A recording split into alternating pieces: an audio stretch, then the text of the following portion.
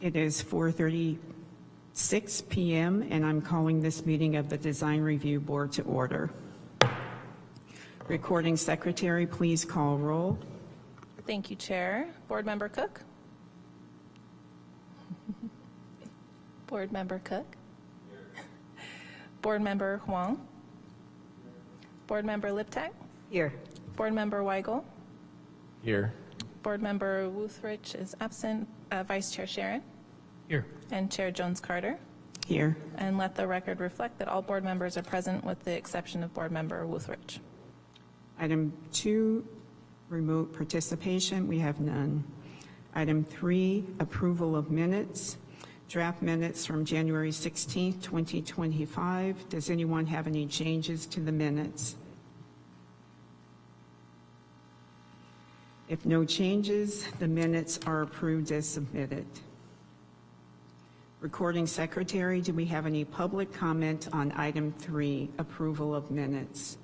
If you're in council chambers and wish to make a comment on the approval of minutes, please make your way to the podium. Seeing none, Chair, I think we can move on. Thank you. Public comment is closed. Item 4, public comment. We are now taking public comment on item 4, non-agenda matters. This is the time when any person may address the board on matters not listed on this agenda, but which are within the subject matter jurisdiction of this committee. Recording Secretary, can you please provide instructions to the public? If you are in council chambers and wish to make a comment, please make your way to the podium and please state your name for the record. You'll have 3 minutes for your comment and a countdown timer will alert you at the conclusion of that period.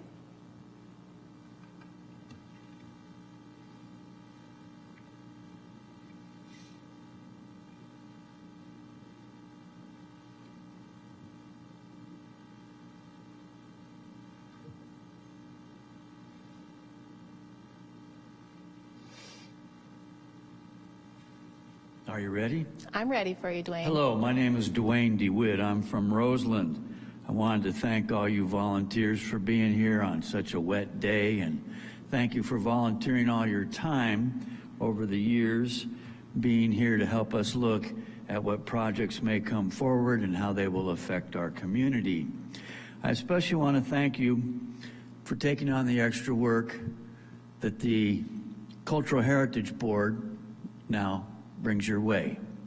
I was at the meeting where the Cultural Heritage Board did a resignation en masse, and I realized that no one actually called them to task for, in a sense, violating both the Brown Act and the Bagley-Keene Act, California state laws saying, hey, don't get together beforehand and talk amongst yourself about what you're going to do. Because they had done that, and you could tell by the way it was prearranged and what they did. I'm hoping you folks will always make sure and abide by not just the city manager and the city attorney's view of what the Brown Act is, but read it yourself, and then also the Bagley-Keene Act, and make sure that you abide by those and feel good as you're interacting with the community. I also wanted to say a little fun thing about frogs and pollywogs. Now, this big rain out here, you'd think we'd be getting more frogs and pollywogs in the creeks this year. But for the last number of years, we haven't been getting many. And we may not get them because so much pollution is happening from the runoff that goes into the creeks now. You folks in your design reviews can actually begin to affect that by making sure that there is less polluted stormwater runoff. I first got involved 30 years ago in going to meetings in Roseland about polluted stormwater runoff from Sebastopol Road junkyards that were polluting the underground aquifer in a sense, and definitely out to the river and the Laguna. Anyway, long story short on all that, keep up the good work and make sure and keep nature involved because we need more frogs and pollywogs, especially at Roseland Creek. And then I'll leave you with this last thing because it's not on the agenda today. The idea of the Comstock Commons Hotel and Conference Center, I give it a big thumbs up. Yeah, build something really big and tall downtown. That's what counts. these people that are all about build, build, build, do it downtown instead of sprawl, sprawl, sprawl, which is what you've been doing to Roseland and essentially ruining the quality of life for all the people that are living out there.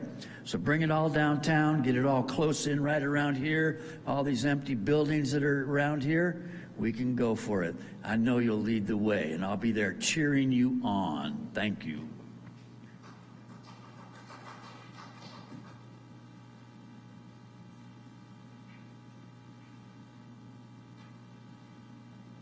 Is there any other public comment for this agenda item? Seeing none, Chair. Public comment is now closed. Item 5, Board Business. 5.1, Statement of Purpose. The Design Review Board is charged with considering the location, design, site plan configuration, and the overall effect of proposed projects upon surrounding properties and the city in general.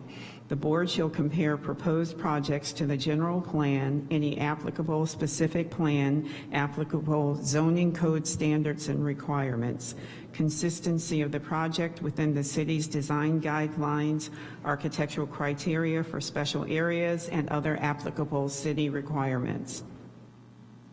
Item 5.2, Board Member Reports. The scheduled agenda item 9.1, Concept Design Review for the Comstock Commons Hotel and Conference Center at 10 Santa Rosa Avenue, file number DR 24-055, will be continued to a date uncertain, and once rescheduled, additional noticing will be provided to the public. Are there any board member reports? Thank you. Item 5.3, Vice Chair elections. We will be moving into the Vice Chair elections, and I'd like for ask for nominations for the Vice Chair. Yes. Chair, I would like to nominate Adam Sharon. Is there a second? Second. Thank you. Would you accept the nomination? I do. Are there any additional nominations?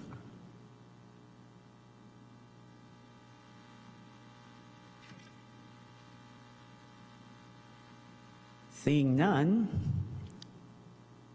I think you are the Vice Chair. Do we have to vote?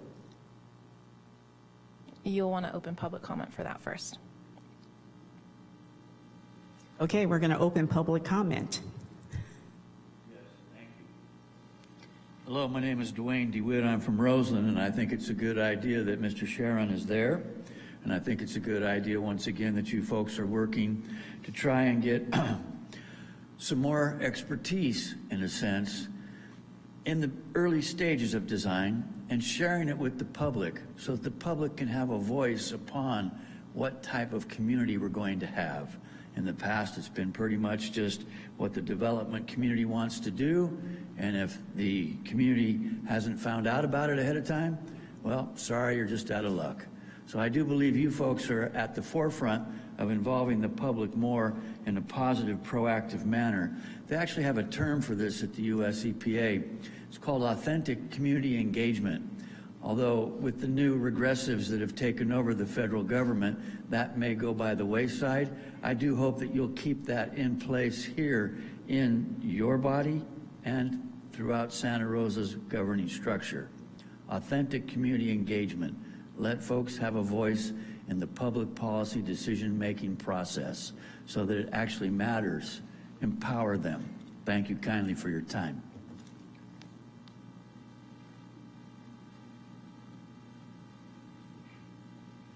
Thank you. I'd like to close public comment. Recording Secretary, can you please call roll on the Vice Chair? Thank you, Chair. Board Member Cook? Board Member Wong? Aye. Board Member Liptek? Aye. Board Member Weigel? Aye. Vice Chair Sharon? Aye. And Chair Jones-Carter? Aye. And let the record reflect that that passes unanimously. Congratulations. Item 6, department reports. Susie Murray will provide a PED department report to the board. I have one big item to talk to you about, and that was last November. The DRB weighed in on some changes to merging the Cultural Heritage Board and Design Review Boards, some changes in the landmark alteration process. Those two items, coupled with some fee changes, fee reductions, significant fee reductions, went to the City Council on Tuesday, and they supported the changes. So I don't have any effective dates. There's still more process to be done. We've got to go back for a second read. Don't know, we won't commit to dates until we know what the council doesn't have any more questions about what's going before them. But it looks like that change will be taking place over the next couple of months, kind of a rolling change. The fees have a different time frame for going into effect than the other changes, but we'll keep you posted as the meetings occur here. What does that mean for you guys? Well, one thing that I want to point out is that I won't be able to call you the DERB anymore. So you're going to be the DRPB. It'll be the Design Review and Preservation Board. So a nice name. And an effort to prepare the board as soon as all of the documents that were updated along with that change. I'm going to send you a bunch of links, and I'll be sending that's processing review procedures for owners of historic properties, and the design guidelines are being updated, the sections of the zoning code that apply, and we can, I'll ask that those of you who don't have as much experience as others on the board review those, and if you have questions, I'm always available to ask questions. I was the staff liaison for the CHB, and I've been very much involved in some of the drafting of that ordinance. Let's see, although I won't take anywhere near full credit on that. Let me see. The one thing I really hope that y'all will focus on in that is findings. The design review and landmark alteration findings are very, very different. Sometimes they're in conflict with each other, not always, but so I will recommend that you look at those findings and understand them, and really keep an eye on those when those types of projects come forward. As a practice run, you could look at a project that's already been approved and look at the findings that were made for the landmark alteration as well as the CHP, and I'm happy to provide links to those if you're interested. And that wraps up my department report.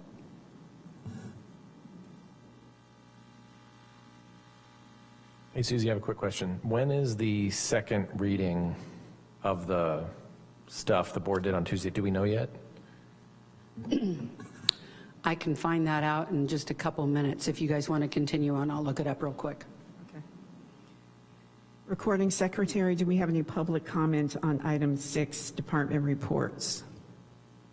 Thank you, Chair. If you're in council chambers and wish to make a comment, please make your way to the podium. Seeing none, Chair. Public comment is closed. Item 7, statement of abstentions. Are there any extensions on item 9.1, 9.2, or 9.3? I will need to abstain from item 9.3, Chair. Thank you. Thank you. Consent items, item 8, there is none. Item 9, scheduled items. We're moving on to the first scheduled item. 9.1, concept design review for the Comstock Commons Hotel and Conference Center at 10 Santa Rosa Avenue. This item has been continued to a date uncertain. When it is rescheduled, additional noticing will be provided. We are moving on to the second scheduled item, concept design review for the Piner Apartments, a multifamily mixed-use project proposed at 2000 Piner Road file number DR 24-034. Christine, I hope I pronounced that right, is our senior planner. Thank you, Chair Jones-Carter. My name is Christine Tumian, Senior Planner. And as you mentioned, this is the 2000 Pioneer Apartments Concept Design Review. And Concept Design Review is a chance for the board to provide preliminary comments for a project that has not yet been submitted for formal application. So it's a chance for the board to provide preliminary comments while the applicant solidifies plans for a formal application. So this is a project in the northwest quadrant of the city on Pioneer Road. Here is the aerial, and it's a vacant lot.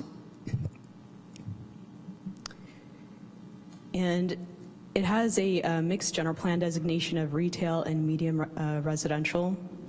And the zoning is RR40. And recent state legislation does not require that a housing developer rezone a property if they build a housing development that conforms density-wise to a property that meets the density allowed by the general plan. So what the applicant is proposing is a project at 28.29 dwelling units per acre, and the general plan allows up to 30 dwelling units per acre, so it is within the density permitted by the general plan. And you can see the types of uses allowed is mostly residential, but that corner is a primarily commercial corner at Marlowe and Pioneer Road. And the development proposal is for a 103-unit, 4-story mixed-use apartment complex on 3.64 acres. It's a 4-story building situated above 2 semi-recessed parking garages. And along Pioneer Road, one building will include 4 ground floor retail spaces with senior housing above, while the other 2 buildings will offer rental units available to all ages sharing common parking garage. The buildings will be arranged around a central plaza at the north end of the site with amenities such as activity areas, a pool, and a community building located to the south. Here is a site plan showing the configuration of the conceptual site plan showing the configuration of the buildings and how they would be laid out. You can see the corner of Bay Meadow Drive and Pioneer Road. So that first one shows the ground floor, and then this one shows the buildings above the parking. And I won't go over them in too much of a detail because the applicant has prepared a very thorough slide presentation, and they will go over their presentation in greater detail. We did receive some public comments before this presentation was prepared, and then we did receive some late correspondence, and I wanted to summarize those comments for you. Those were sent to you at around 1 o'clock this afternoon, and I wanted to summarize those comments for you. In relating to traffic, some of those comments, there were some concerns with increased vehicle traffic posing safety risks to children in nearby residential neighborhoods. Pedestrian walkway from senior living facility already has increased trash, shopping carts, and noise, potential impact on street parking as current residential streets are already fully parked. There's a concern with parking deficiency, concern that the proposed development does not provide enough parking spaces for residents and visitors and retail shoppers. Residents, that one person requested that the project provide at least 2 dedicated parking spaces per unit and additional visitor parking. As far as building height and density, there's an overall concern for the 4-story height of the project being out of scale with the surrounding 1 to 2-story homes and businesses. Many of the respondents believe the project is too dense and doesn't fit in with the existing zoning guidelines. and the massing of the buildings, particularly along the southern boundary, is overwhelming. A few of the respondents were concerned about the impact on property value and community character, and how this project would diminish the character of the neighborhood. There was a concern that the project might increase crime and disrupt the nearby assisted living facility. There's environmental concerns on endangered plant species. There may be some burnt goldfield on the site. There's a concern with heat island effect due to high site coverage with little landscaping. There's a lack of adequate landscape buffer along the southern boundary adjacent to existing homes. There's a concern with the trash receptacles located near backyards that could bring pests, odors, noise, pollution. There's a concern with light pollution from parking lot headlights, building illumination affecting nearby homes. A few people requested further studies and clarifications regarding traffic and parking impacts, environmental studies regarding the native plant species on the vacant lot, and then various questions about, height and density compliance, and then whether there'd be security measures in place for the complex and the commercial component of the mixed-use project. And a few people stated they weren't opposed to any development on the site. They were just concerned that it was too large, too dense, and did not adequately address neighborhood concerns. And they requested modifications to height, parking, landscaping, and site layout. So those were some of the late correspondence that we received yesterday and today. As far as CEQA, because this is still a conceptual design, as far as CEQA, it's not a project. The applicant and the Planning and Economic Development Department are requesting that Design Review Board provide comments and direction for the project located at 2000 Pioneer Road. This project would come back to the board for design review. It is not eligible for reduced review authority, or it will be subject to your decision in the future should this project come back to you, or come back to for entitlement. So the applicant has a presentation prepared as well.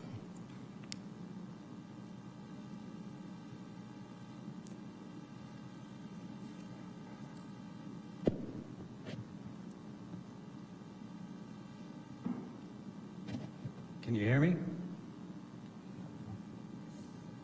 You can raise the podium up if that's easier. On the side, other side, there's a button. Raise it or lower it. There we go. Kristen, are you gonna forward the? Yes, I'm sharing the screen right now. Okay.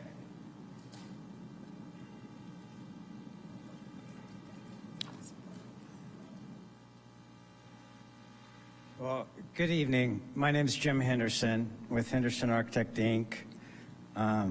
Before I begin, I'd like to thank the staff and the board members for their time and effort in reviewing this project. The design team, we're looking forward to receiving your feedback and comments. So also here with me tonight are Rebecca and Curtis Clemmer, the owners of the property, Marcel with the BC Engineering Group, who's the civil engineer, and our landscape designer, Susie Dowd Markarian. Let's go ahead, next slide.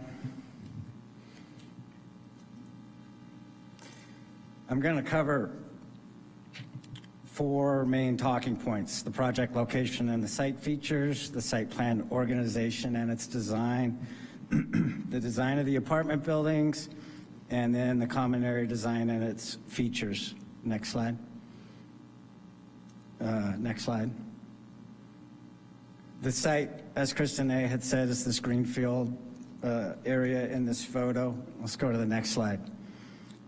It's 3.64 acres. Its frontage is on Pioneer Road, and to the west is Bay Meadow Drive. I believe we can get a total of 108 living units on this property. We're at 103 right now. Next slide.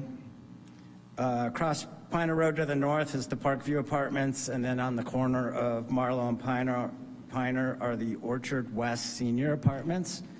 Next slide. To the west, across Bay Meadow Drive is the Meadow Park neighborhood. These homes along this street are a mix of one-story and two-story single-family dwellings. Next slide. Immediately to the south of the site are more single-family homes. These are all two-story homes, and their backyards share the property line with our parcel.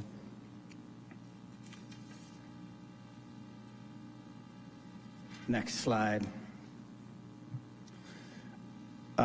Just to the east of our property is the lodge at Piner Road. It is a senior living center.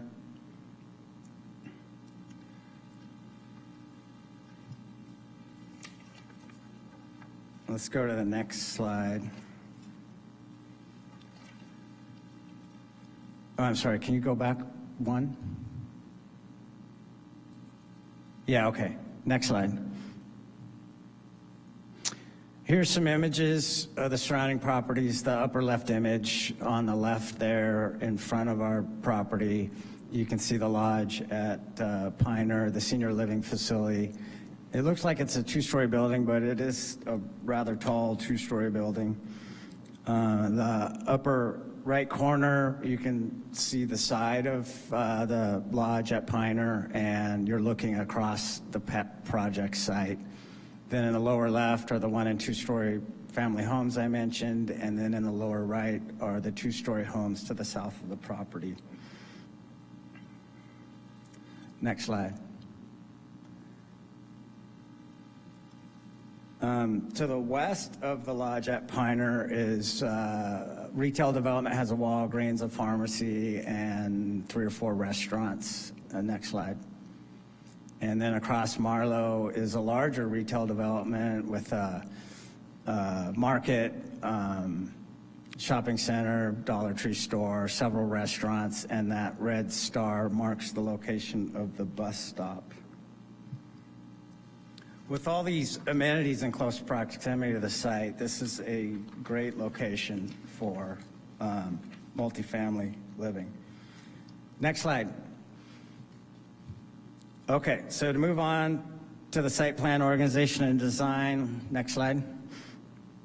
On the left are spring and summer prevailing wind roses. So you can see the prevailing winds are mainly from the west and southwest. And on the right are the wind roses for winter and fall. Much less stronger winds, but from multiple directions. Next slide. There's 3 vehicle access points currently in the project, 1 off of Piner and 2 off of Bay Meadow Drive. Next slide. So the 3 4-story apartments are above semi-recessed enclosed parking garages. They're labeled buildings A, B, and C. Building A is the one located on Piner Road. It will have retail on the first floor, and the top 2 floors will be for seniors over age 55. Next slide. Building D is a single-story commons building with areas that'll be shared by the residents of the apartments. Next slide. When we went through several of the different site layouts to find the most preferable option, we were very cognizant of the Meadow Park neighborhood residents. And so to the best as we could, we pushed the taller buildings to the northeast corner as much as possible, as much as site access and fire access would allow us to do so. Next slide. There is 1 parking garage below building A, and then a second parking garage that is an L-shaped garage that is below both buildings B and C. Because these parking garages are semi-recessed, they stick out of the ground just over 4 feet above the street level. This creates a raised platform area that we call the plaza. Next slide. The plaza, it's a north-south access that the apartments and the site amenities are arranged around. It begins at the frontage of Piner and connects to the commons area to the south of the apartments. Next slide. In front of the retail uses at Building A, we've created a raised plaza forecourt. This is the area above the parking garage. It's at the north end of this north-south axis. There's an opening at the first floor of Building A that is a walk-through along this axis that links that plaza forecourt to the other areas along this north-south axis. Next slide. The commons area is at the southern end of this axis. The apartment entrances are all reached from this plaza, and it offers opportunities for us to create a wonderful pedestrian experience for the occupants as they move towards the entrances of the apartment buildings. I can envision seating areas, raised planters, and maybe even some living green walls in the plaza area between the apartment buildings.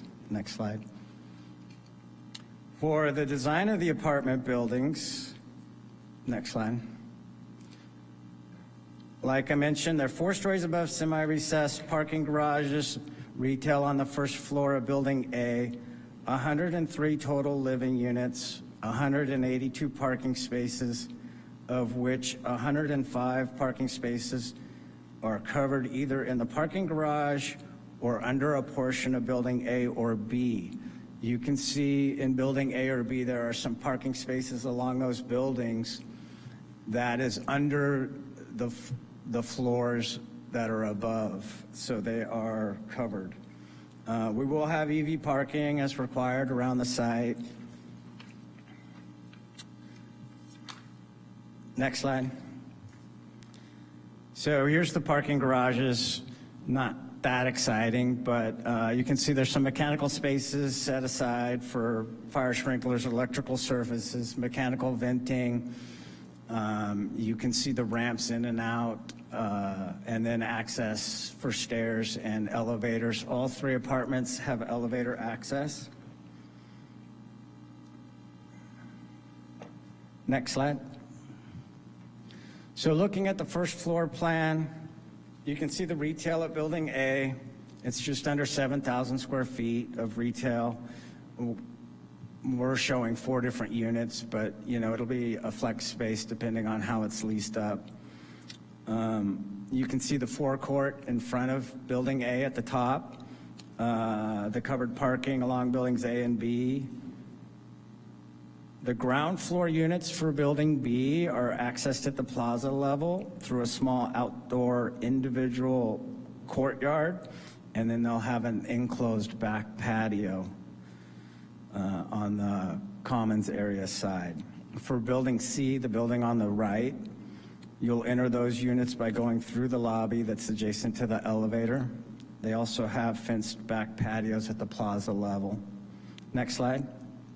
The second floor apartments are a mix of studio, 1 bedroom, 1 bath, 2 bedroom, 1 bath, 2 bedroom, 2 bedroom, and then there are a few 3 bedroom, 2 bathroom apartments. All upper floor apartments have exterior balconies. Next slide. The third and fourth plans are similar for all the units. Building A will have a common laundry room at each floor at the senior apartment levels, and we'll have a trash chute in that building. Next slide. That's 4th floor. Let's go to the next slide. For the materials, now, we had originally submitted some elevations that had some orange and blue colors on it, and those were really diagrammatic to represent some materials. Those aren't the actual colors of the building. So you can see the primary exterior material is the stone material, the stacked stone wall material there. And then there are some field areas on the elevations that are the blue metal panels. We intend to orient those panel ribs horizontally. For the standing seam mansard roof and the roofs on the towers, the balcony railings, the window frames, and the storefront, we see those being a gray material, like the charcoal gray. I found some windows that use a champagne gray that is very similar to that charcoal gray, maybe a little lighter color. At the elevator towers for each building, we're going to use those bottom materials on that image. They're ceramic panels. It's a rain screen material. We're going to use 3 muted colors: the terracotta color, that bluish green color, and the gray concrete-like color. Each building will have 1 color. I feel like this is going to help provide a wayfinding feature for the tenants, the occupants, and provide a sense of identity for each of the different apartment buildings. These elevators are near the entries for each of the buildings, so it will help with wayfinding. Next slide. Starting with the elevations for Building A. Next slide. The darker gray on these images at the base of the buildings and coming up at some towers is the stone material. The lighter material, which you probably can't see those horizontal lines, is the metal panel. That'll be the Pacific blue color. Each apartment above the ground floor, as I said, will have a balcony with a metal railing. We intend to use solid panels between vertical posts for this metal guardrail railing. We feel like the solid panels will help give the occupants more privacy, and that was a good recommendation that came from the planner when we did the pre-application meeting. The elevator tower, if you look on the lower right image, the elevator tower is just to the left of the stair tower. It's got the letter A on it to designate the building. That's where we'll use those ceramic panelized rain screens. They're a modular size and they fit together, so they'll provide a sort of a grid effect where the panels meet. The lower left elevation on this slide is the Piner frontage.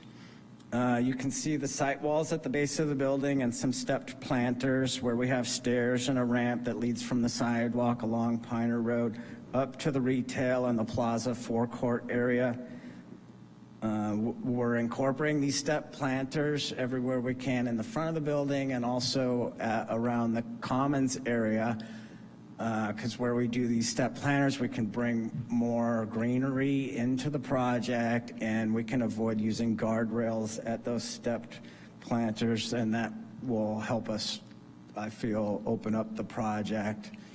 You can also see on that lower left image the opening through Building A, and that railing right in front of that opening is a little overlook at the top of the stairs. The lower right image is the other side of the building that faces the drive. You can see the covered parking there and the walk-through as well. That's just to the left of that tower element with the A on it, the elevator tower. Let's go to the next slide.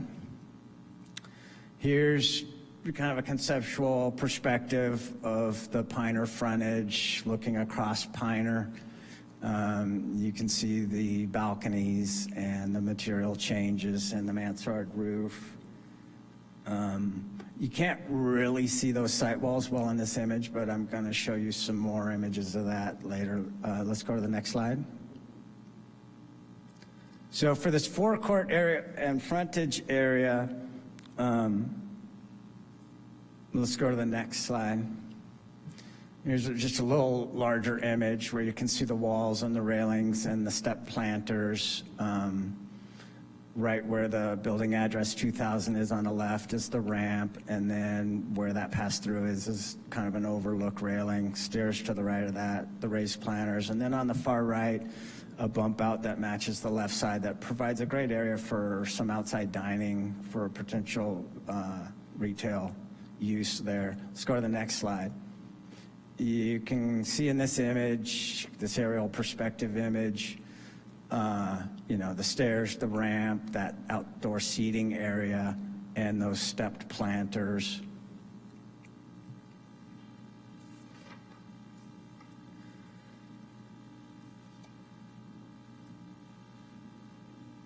This image here also shows a good look at those balcony railings with the solid panels and the vertical pickets between them. The top of those railings are open with some horizontal bars, but the lower portion is we intend to have the solid panels. Next slide. So for building B, it's very similar to building A. Let's go to the next slide. You can see in that lower left image some cars parked under the second, third, and fourth floors. The upper left image, you can see the entrance to the lobby of the building with an overhang to provide protection when entering the building. And that lower right image, you can see some ramps and stairs and the stepped planters that lead you down from the plaza level down to the commons area. You can also see the elevator tower with the B that'll have a different color of ceramic panels than building A or building C. Let's go to the next slide. Here's building C. Next slide. Again, very similar to building B. The lower left and lower right images, you can see these units on the ground floor have a plaza level patio with a low fence area there. That for this building, that would be their back patio. They would enter their unit from through the lobby. You can see the lobby entrance with an overhang just to the left of the elevator tower with the C on it. To the right of that elevator tower is a stair tower. We intend to do kind of a clock tower element there. That clock tower faces west and is visible from the commons area. Next slide. So for building D, this is the commons building. It has functions and uses for all the residents to take advantage of. Let's go to the next slide. Same materials as the other buildings with the stone and the metal panels, although it is a single-story building. Next slide. Here's some sections cutting through the project site. The top image is section A. It cuts through with Piner Road on the left, cuts through building A, and then there's the central drive and building B, and then on the right's the commons area, and then the far right line there is the southern property line. You can see the covered parking between buildings A and B underneath the second floor. You can see the cutout for the swimming pool, and you can see how we push these buildings up to Piner to keep them as far away from the southern property line and the residential uses as we could. And that commons area building that you don't see in that image is a single-story building.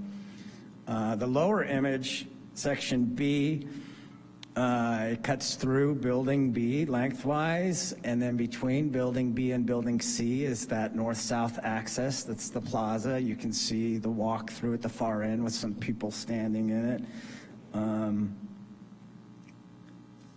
Let's go to the next slide. Let's go back one again. You can see the lodge at Piner on the right of the project, and even though it is a two-story building, it's a tall building. It is pretty tall for 2 floors. I'm not sure if it's 2 floors, but it looks like it. So, next slide. The common area design and its features. Let's go next slide. So this is the area down here at the southern end of this north-south access. That's the plaza. It's got the building D in it. This is where inside building D we'll have a small business maintenance office, a little tool crib for the maintenance office, a maintenance person, pool equipment, a conference room that can be used by everyone, a gathering and social room that's subdividable from a large room into 2 smaller rooms. There's pool restrooms and a shower structure and an outdoor covered patio adjacent to the pool. Because of those summer and spring prevailing winds, coming from the west and southwest. We put the Commons building to the west of the pool to help shield the patio area, the covered patio area between the pool and the building, and also shield the building from those spring and summer prevailing winds when people will be using the pool most often. Let's go to the next slide. Here's a good perspective image. You can see right at the top of the stairs to the kind of the right there, that's that north-south access with the walk-through of Building A in the background. And then Building B, the southern face of it, you can see the Commons area building on the left with the overhang just past the cars. And then that pool, the restroom and shower building, and how that sort of looks. I do have an even better image when we get to that. Let's go to the next slide. So here's just a close-up of that area. There's a small dog run, a barbecue area, the pool with a lounging ledge. There's a community garden. There's some planting areas, ramps and stairs to get down in there. That covered patio areas where those sets of dots are between the pool and the building. Those are the columns for the covered patio. Well, we know we will have to provide a pool cover or fence this pool area, and we're going to work that into the design as we move forward. You can see the step planters that I've talked about along the edge between the plaza and this sunken commons area. That will allow us to bring trees and greenery into that area to kind of surround the plaza and bring that foliage into the site. Let's go to the next slide. So here's kind of an aerial image of that area with the pool, and you can see the step planters, the community garden, and some of that from a higher elevation, a little more visible. You can see on the plaza we're showing some tables and umbrellas, opportunity for seating and outdoor gathering spaces along this plaza that runs between the buildings. Let's go to the next slide. Okay, so these are all images you've seen in this presentation. I'm just going to end on this slide and conclude my presentation, but I'd just like to thank you again for your time and effort on this. We look forward to your comments. If you have any questions on the civil or landscape drawings that I didn't include in this PowerPoint, those consultants are here for you to answer questions, and I'm available to answer any questions. So thank you very much. Thank you. I'd like to open public comment on this item. Recording Secretary, do you have any public comment? If you would like to make public comment, please make your way to the podium and state your name for the record. You'll have a 3-minute timer that will alert you when your time is up.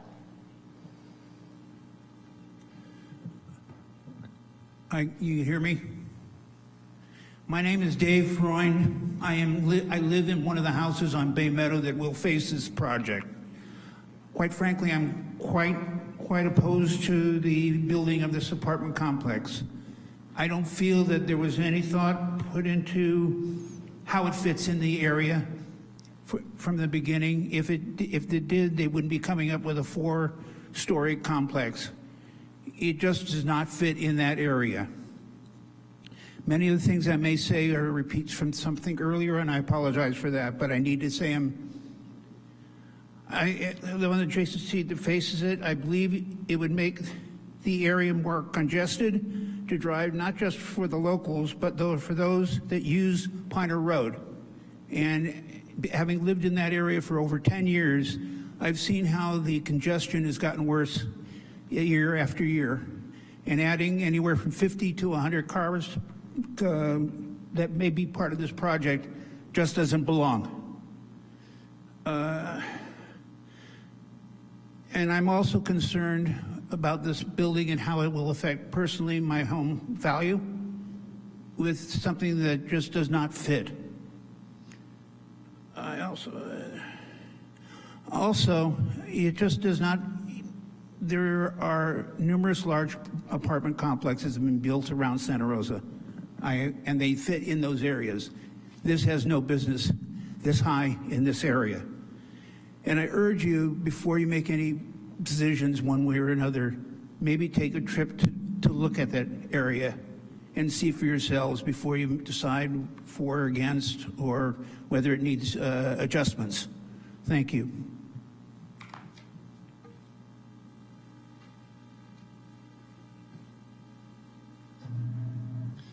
Good evening. My name is Ryan.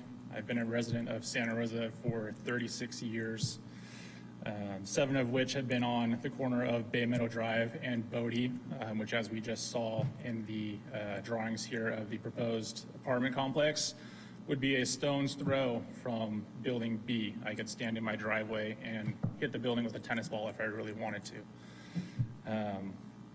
When we bought our home, my wife and I, we weren't naive. We knew that something was going to be built on that property, fully expecting it to be more homes to further strengthen and build the Bay Meadow area.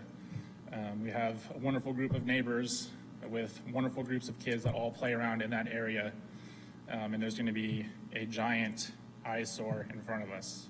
As stated earlier, the Lodge at Piner Road was a rather large 2-story building. Well, now imagine a rather large 4-story building a stone's throw from your residence. I'm not opposed to change and adding residences to this city. I think this city is taking a lot of great steps to improve itself, taking a lot of considerations into the residents, but this is a huge step in the wrong direction to be adding 100 units in the middle of a neighborhood. Marlow and Piner is commercial. Bay Meadow and Piner is not commercial. It is residential. And the approval of this complex will destroy the dynamic of this entire neighborhood. I strongly encourage you to go home tonight, stand on your driveway and by your front door, turn around and look across the street and imagine a 60 to 70 foot building being in front of your home. Thank you.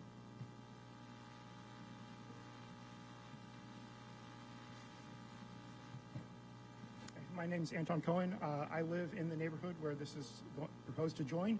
I live half a block. Excuse me, can you maybe lower the, or raise the podium or speak louder? Sorry. My name is Anton Cohen. I live in the neighborhood where this is proposed apartment complex is going to join, half a block away.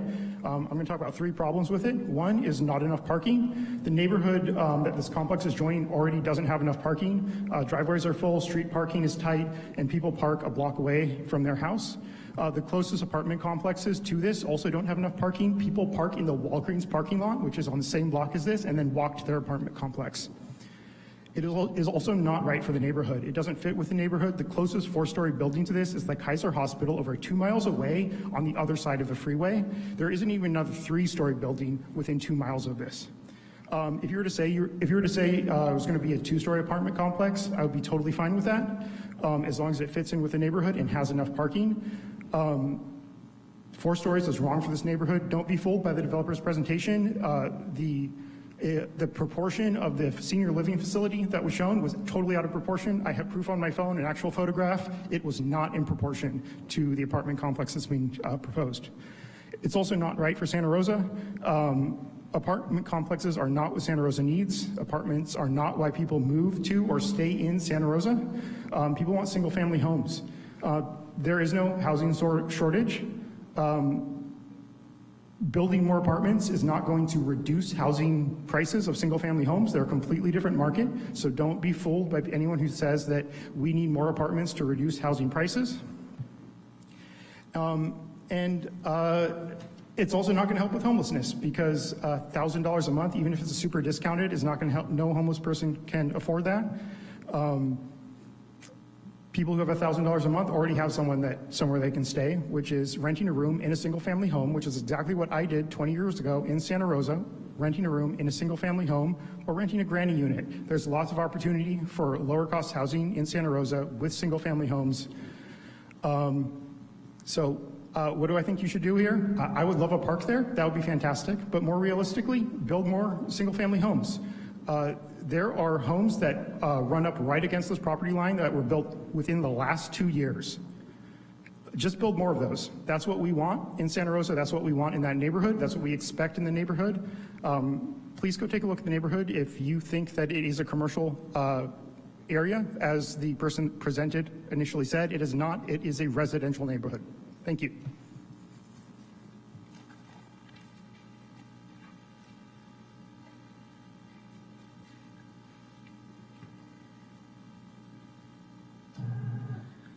Hi, my name is Chris Mata. I am the house and the homeowner of the corner of Piner and Bay Meadow. I am a husband and to a family of 4.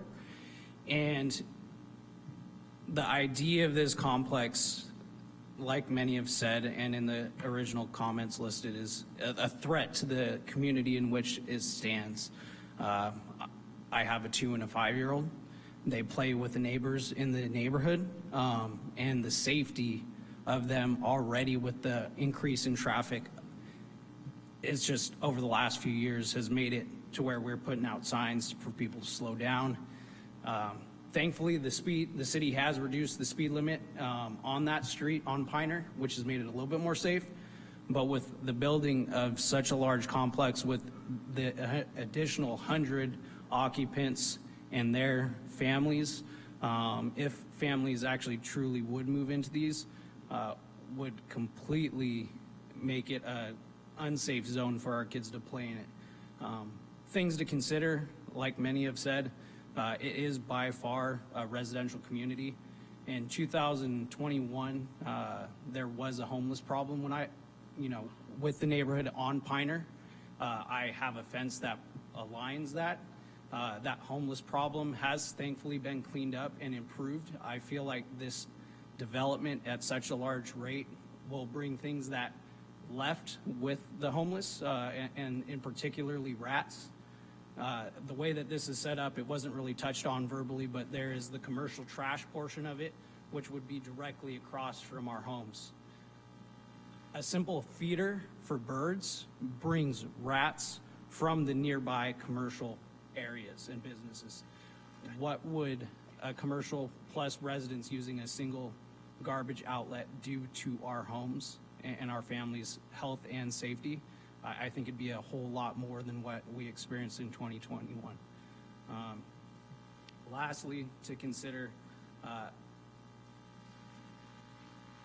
the environmental impact in terms of watershed. We have the creek, which wasn't brought up or mentioned to this point, is directly within walking distance of this build site.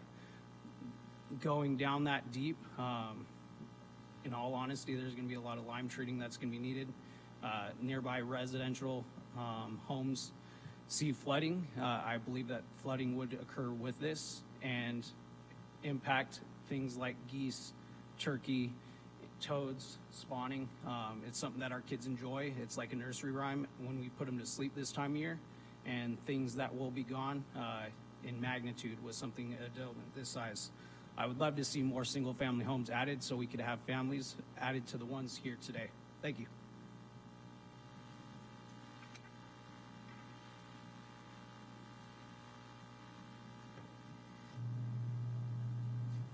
Hello, my name is Dan Mola. I also live on Bay Meadow along with Chris and Ryan.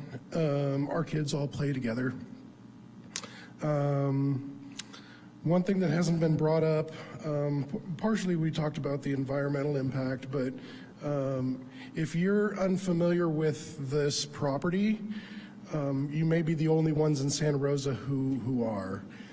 This property has been protected environmentally for years and has been for sale for years because there was an endangered flower that grew in the vernal ponds.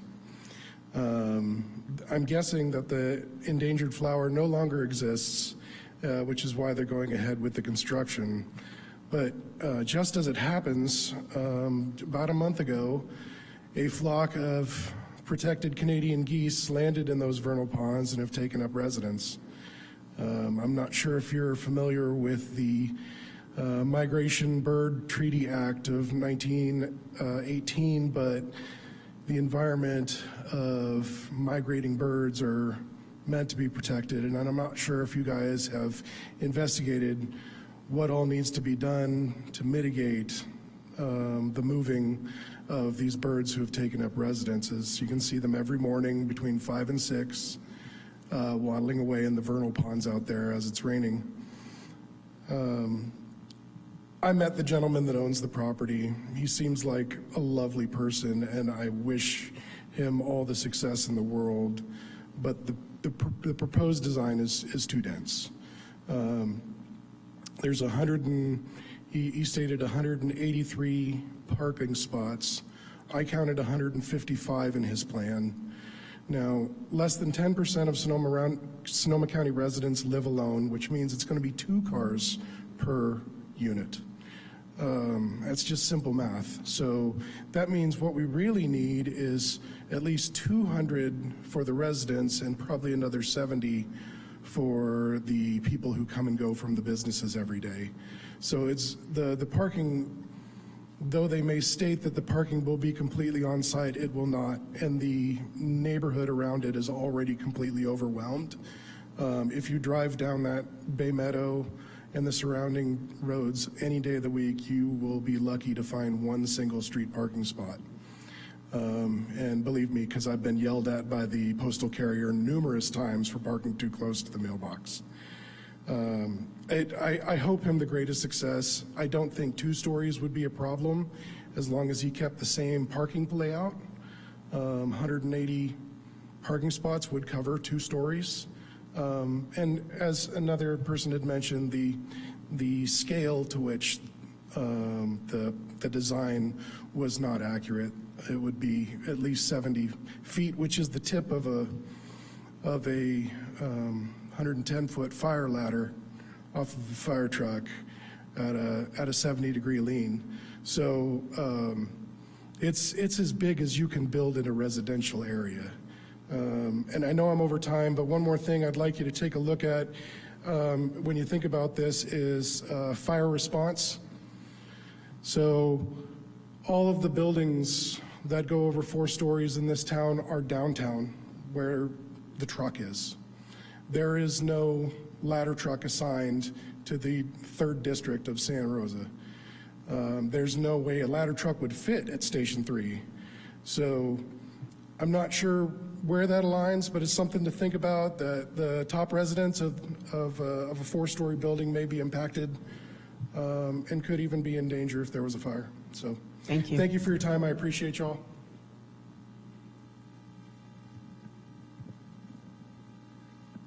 Hello. Hello, my name is Michael Pellegrini. I live in the neighborhood. As most of my neighbors here have already said, parking in the area is just horrible. Can't park in front of your own home these days. This project, as much as it's pretty and looks nice, it just doesn't belong at this corner. It's way too dense. I also think there's tiger salamander within this swamp area, so I'd love to see some environmental study behind it. Property values are just going to drop. As soon as you step out your front door, all you're gonna see is this big monstrosity. Doesn't belong there. So just another oppose on this project. Thank you.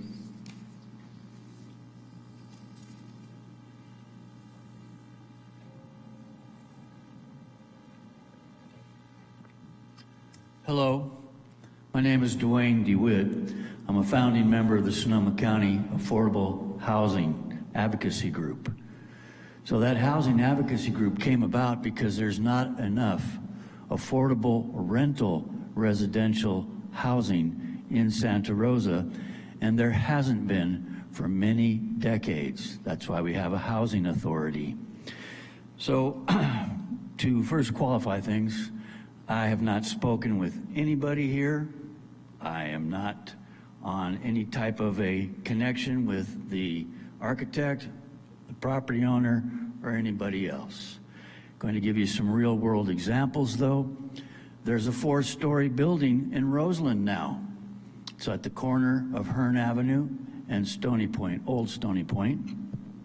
It was recently opened up, and it was pretty much said, hey, that's the way it goes. The city's growing and you have to have these. Over in Roseland, we have a lot of new development coming in. We have the same problems as these folks do. So in a community such as ours, which is housing challenged, there needs to be some new approaches. And I believe this is one of the more interesting ones. I don't get paid in any way, shape, or form to advocate for something like this, but I do want to put forward an idea on the financing of something like this and its approval. There could be veterans living in this type of a housing complex, utilizing what are called HUD-VASH vouchers. Those are called Housing Urban Development, Veterans Affairs, Supportive Housing Vouchers for very low-income veterans, many of whom become homeless. In this type of a development, from what's been shown us today, this would be a mixed income, a mixed age, multifamily with single residents only, and some commercial on the bottom. Could set those bottom units up for disabled folks also. So there's many possibilities that could happen here. Obviously, you're talking about just the design and the placement. I encourage everyone to go over to Roseland, look up and down Dutton Avenue, Burbank Avenue, Stony Point Road, Hearn Avenue, and see that we're getting these. That's the way it is now. And so what's good for one part of town is good for all parts of town, we were told by former city managers when Roseland was annexed 7 full years ago. And we were told, well, you're going to be treated the same way as the rest of the town. So what goes around comes around for everybody. We're all going to get these types of larger multifamily apartment type buildings, and a big lot like this, that's prime real estate for this type of a situation. So I don't detract from any comments made by all the folks before me. I appreciate everything that's been said. I'm just always advocating for more affordable rental residential housing for people throughout Santa Rosa. Thank you for your time.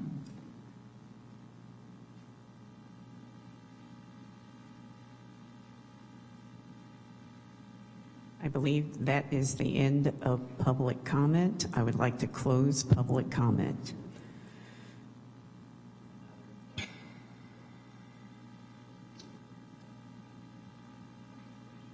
So we're going to lead into questions from the board.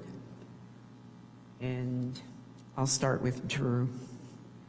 Sure, thanks, Melanie. Yeah, I've got a couple of questions.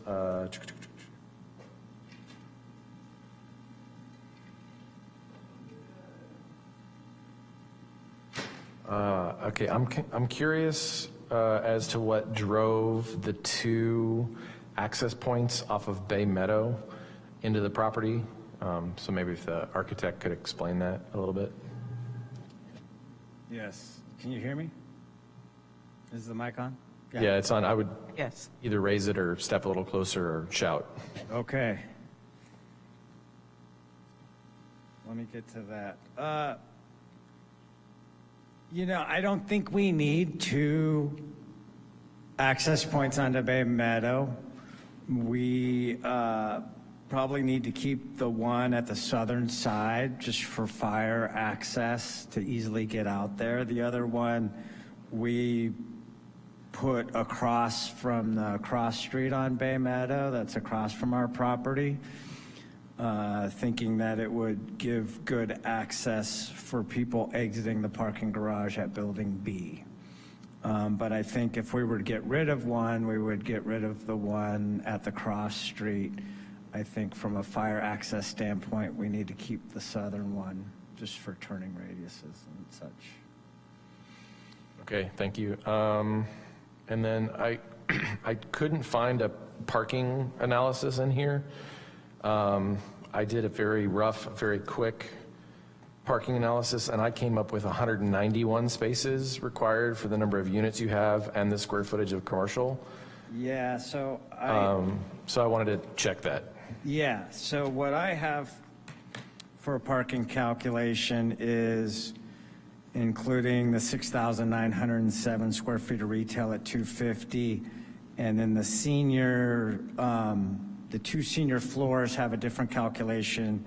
50% of those have to be covered, and you have one per occupant, and I forget the factor on the visitor parking for those senior units, but that skews it a little bit. So anyways, 203 required, 202.128. We're providing 182 right now. If we do the parking study and the traffic study and get the 25% reduction, we only need 152 and a quarter, so 153 parking spaces, so that's almost 29 spaces more than if we were to do a parking reduction.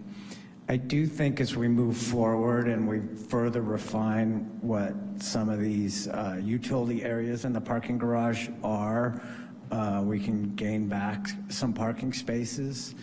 I think we can, last week had a phone call with Recology about the trash enclosures and how often they would pick up trash and what sizes they need. I think there might be an opportunity there to pick up a few more spots.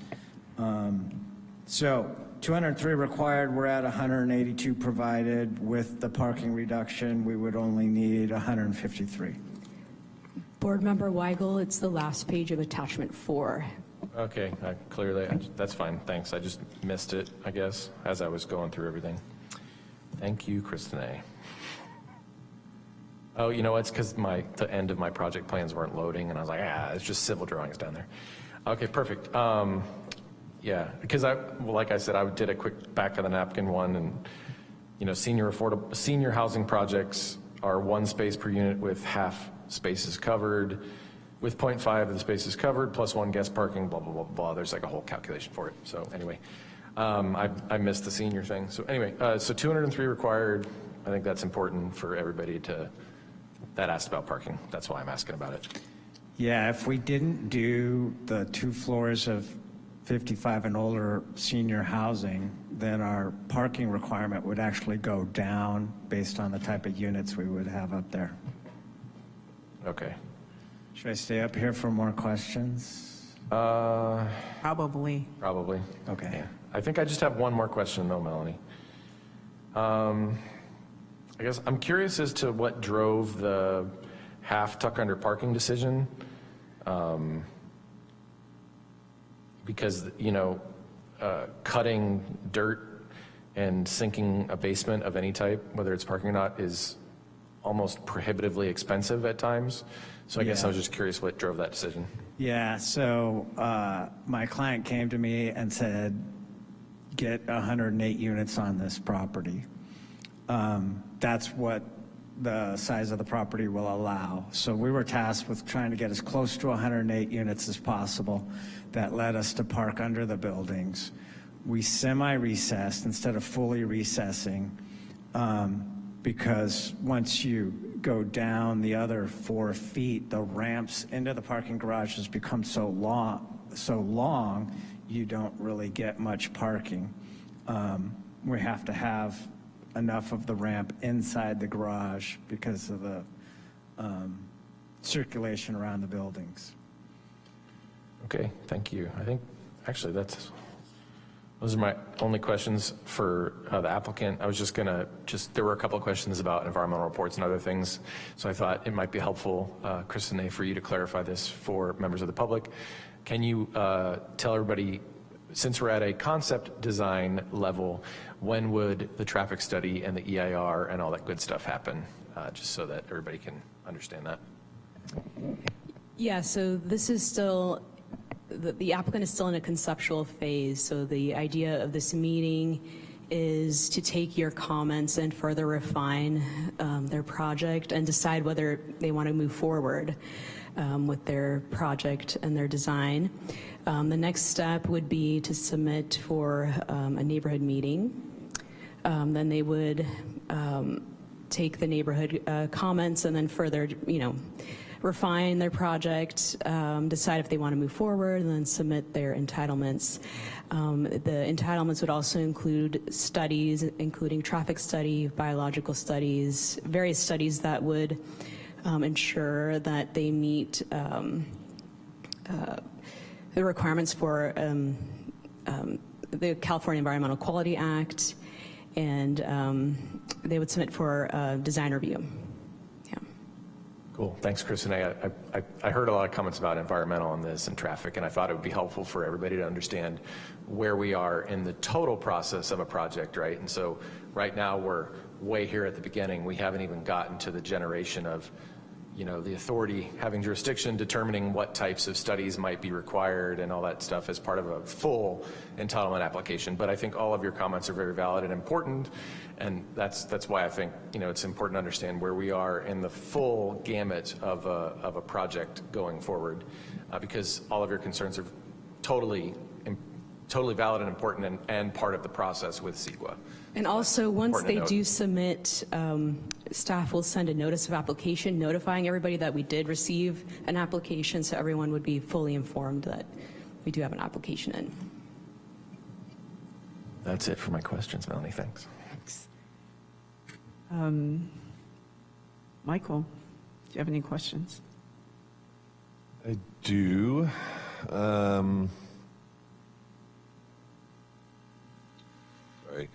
I thought at the beginning of the presentation with the city's presentation that the actual number of units could be more than 108. Is that correct, or what is the maximum number of units? So the maximum density would be 30 dwelling units per acre, and I believe they are building 28.4. So it could be a few more. Could be a few more. Okay, and then with the retail spaces on the first floor, what is allowed in those types of spaces? So anything that general retail would permit, so general retail, restaurants, anything like that. Okay, and that the parking that's on that last page, that includes the retail requirements? So if anything were to go in, we would have to analyze that parking when they come in. So we could preemptively request a certain number of parking anticipating a restaurant, or we could preemptively anticipate commercial retail. A restaurant would require more parking than, say, retail would. So it just depends. Okay, so a commercial shopping center requires a certain number per square feet because it's shared. If you go to one business, you might step next door and buy something next door, so you don't have to move your car. You know, you're shopping at different retailers. So there's various parking strategies, and part of the traffic study that would be provided to us when this is submitted would analyze that, because this would be a mixed-use project. Thank you. And then including the senior units, the age-restricted units, does that give the developer any benefits as far as like zoning or city requirements? So there isn't as much parking required when it's senior housing, and I believe they may qualify for some concessions as far as affordable housing is concerned. But we have to look into that. And the state is always signing new housing legislation. And as hard as we try, we're trying to keep up. So we're going to look into see, what's available for this project. I'm going to just interject for a second, try to pull the design review board back in, and keep in mind that the purview for the design review board is really the design. And I understand to some degree that understanding the parking requirements can affect the design, but if we could keep it to the building design, including the subsurface parking, it's fine, but trying to keep it to the actual design of the building and not the operational features of the site.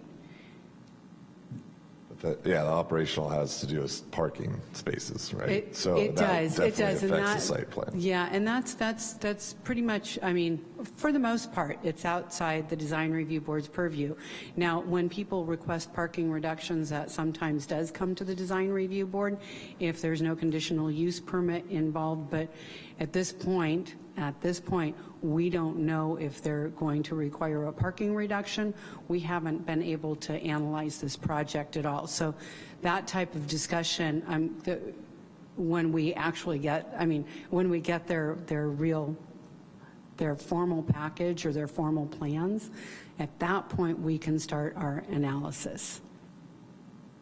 I also think what Susie's trying to steer us towards is the applicant really wants to hear our comments on this project and what we can provide for them to make this project successful. I think that's sort of what she's saying. So yeah, and I want to point out too that there's really two types of design review or concept packages that come before the design review board. And the first one is, or that we've seen so many of lately, are for those reduced review authority or streamlining projects where they're required to come to the board. In this case, and anybody outside one of the downtown station area or one of our priority development areas, in this case, they're here because they want to get your feedback on their design.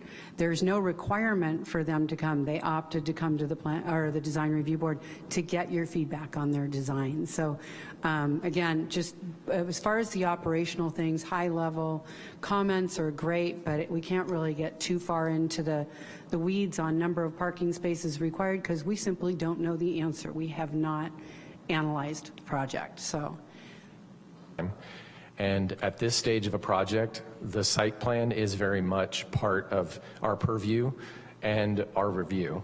And if so there's something hinky or weird about the site plan, whether it's parking or the layout or weird fire access configuration or mislocation of trash enclosures, I think asking questions to help not only both the board and members of the public are perfectly germane and important at this stage.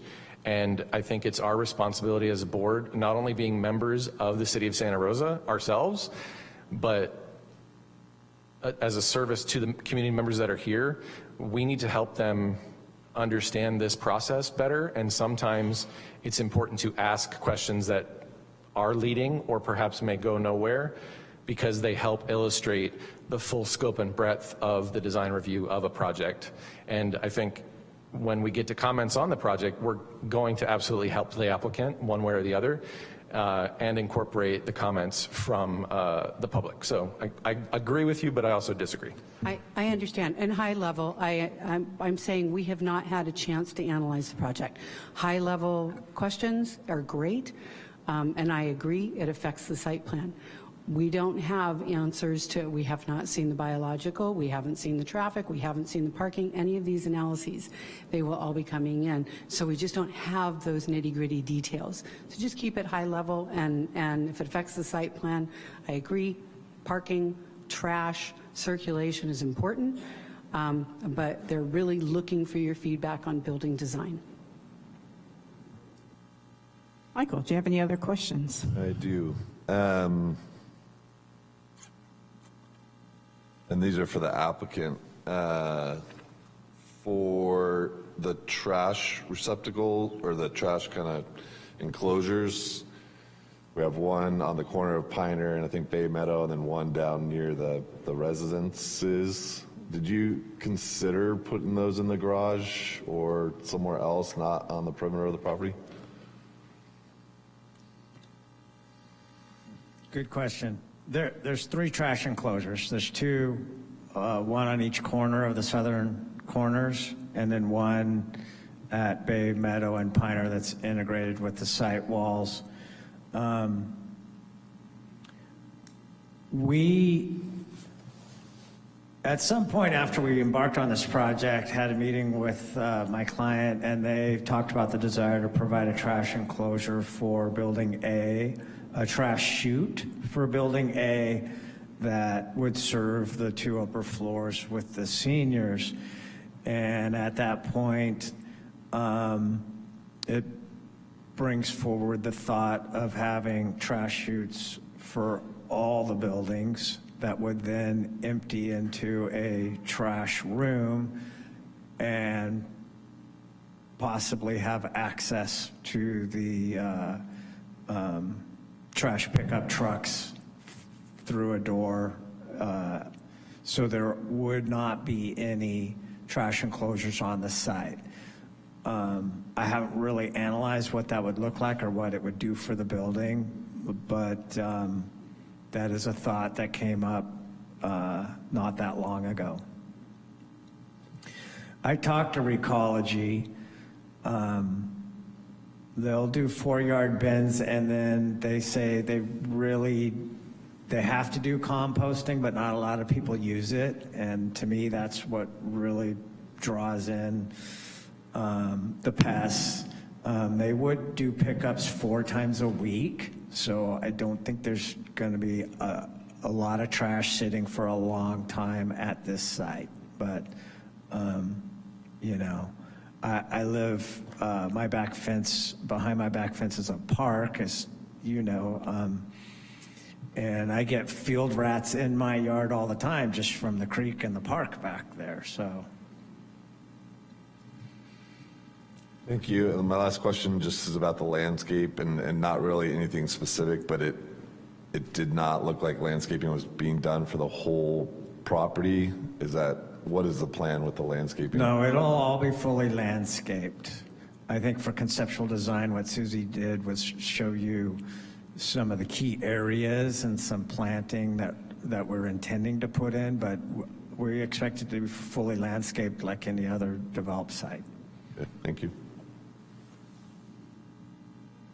Henry, do you have any questions? Yeah, it's mostly comments, not questions. Or you want to wait until we do comments then? Yeah, I mean, I actually like the project. I think it's well designed. My main concern is the height of the buildings. I think maybe if we could limit it to the height next door, the same height as the senior housing would be nice. Another issue is how much, I didn't get to look at this in detail, but how much parking is dedicated for retail? And let me find where it's the 1 per 250 for 6,900 square feet. So it was what, close to 30? And Let then me get my chart out for you. I think it says 27.6. And then lastly, you know, I think this project is a stone's throw away from Coffee Park. Have you guys considered, the impact a fire may have on having seniors live on, the second and third floors and fourth floors? Yeah. So the site we need to provide ladder truck access to one long side and one short side of each building once you get above 45 feet, I believe, and the calculation changes on if you have a pitched roof or not. So at this height, with the stair towers, we're above the 45 feet, and don't quote me on this, I haven't read the code in a long time, but bottom line, we need to allow for a ladder truck to be on 2 sides of the building, and what that means is that the roadway between curbs needs to be 26-foot minimum to allow the support feet to come down on the truck and for them to get far enough away from the building to reach the ladder at a proper angle. So we do that. All these access drives are 26 feet wide, and they all support a ladder truck to reach the top floor of these apartments. Are there any design features? I guess the new building codes would have the design features for related to fires. Yeah. So there'll be more cumbersome than in the past. Yeah, I mean, they change every code cycle, which is about 3 years. What we're doing with this to get the heights we have is the upper floors will be steel frame and metal studs. So there's no wood in these buildings. That allows these buildings to go up to 55 feet. The zoning allows these buildings to be 55 feet. I think I forgot to mention in my presentation, but the main roof at the mansard is like 46 foot 9 inches or 47 foot 9 inches. It's below the 55 feet. The center line of these stair towers, the center line of the roof pitch is 55 feet above that plaza. I'm calling that the grade plane because this whole site is elevated to that. So that's where I get to those heights. Now, understand that I have not had a structural engineer involved in this project, so I feel like I've been pretty conservative with plate heights and floor-to-floor heights. I do think that as we move forward in this project and get these consultants involved, we can potentially lower the height of the building. But I'm showing some pretty tall floor-to-floor heights and pretty tall garage depth. You know, we are planning it for an ambulance to get into the garage, and so there's a different height that you have to have for that versus regular vehicles.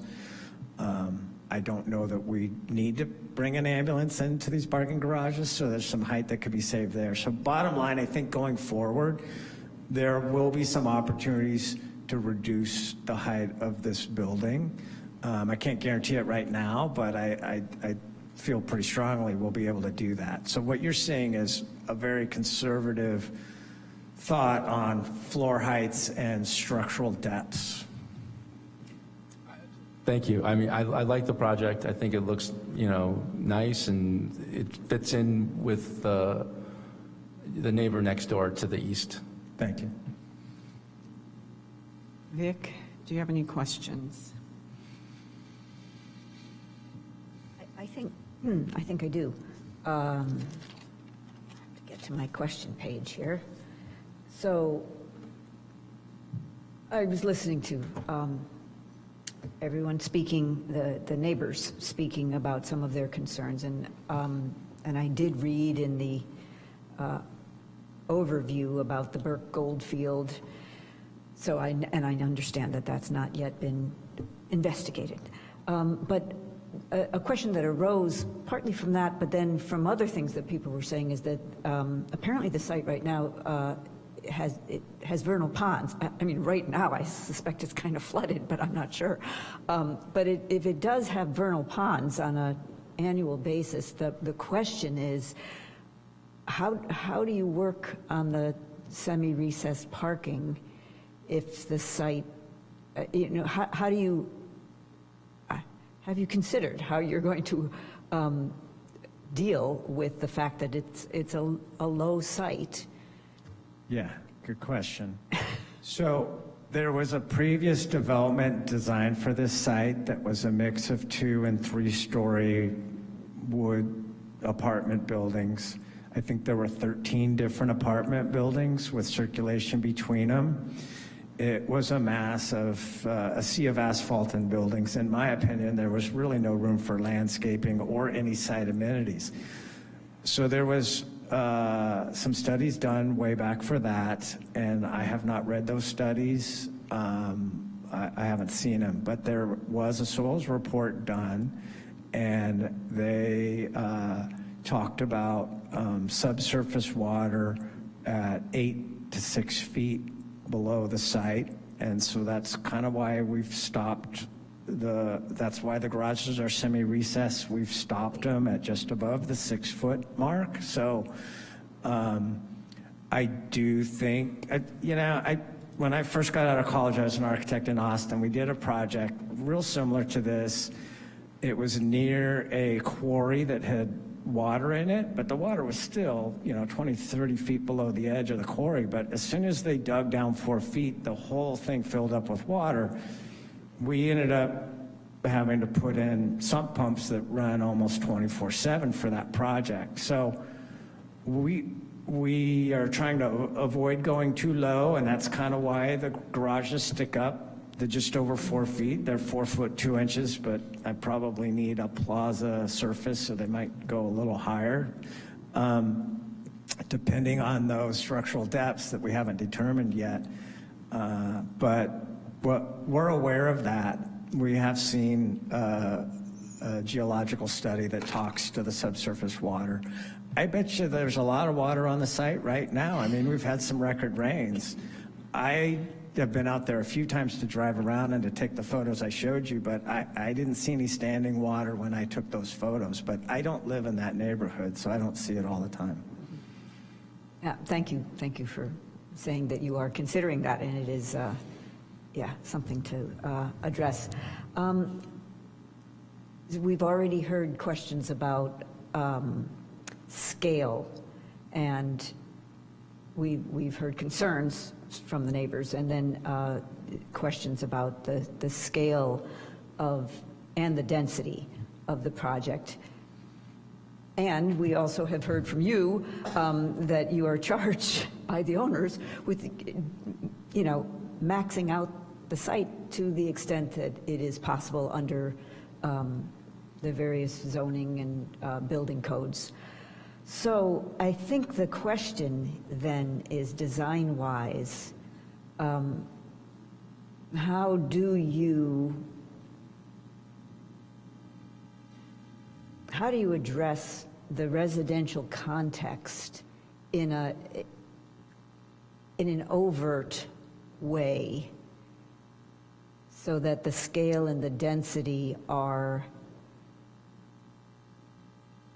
and I know you're already trying to do this, so I'm not suggesting that you're not, but how do you even push that so that you can reach the scale, the density that you need, while visually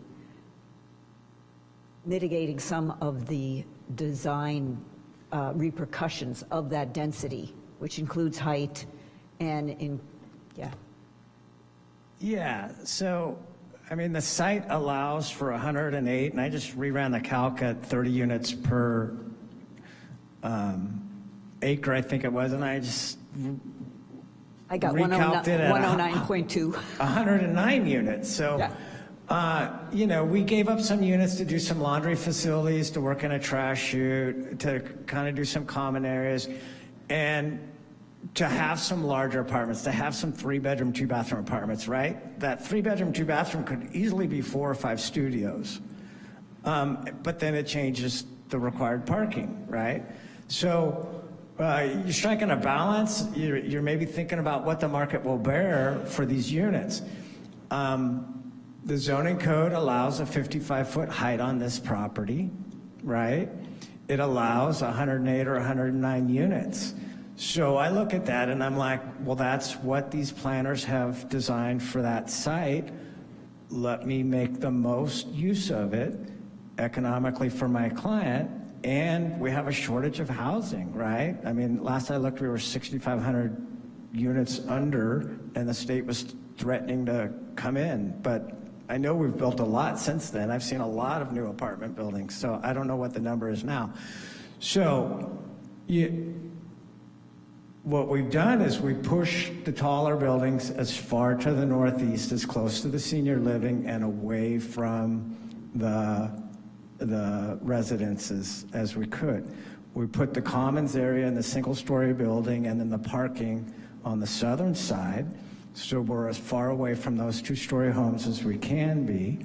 For a lot of that neighborhood stretch street to the west, we have the single-story building and the commons building. Yes, we have the end of building B that gets close to some of those homes, but in trying to weigh maximizing the site and what happens, we are still and I don't have a dimension on here, but from the center line of Bay Meadow Drive, that's a 26-foot drive, and then we've got sidewalk and planter areas on both sides and planter up against the building. So, you know, we're as far as we can be away.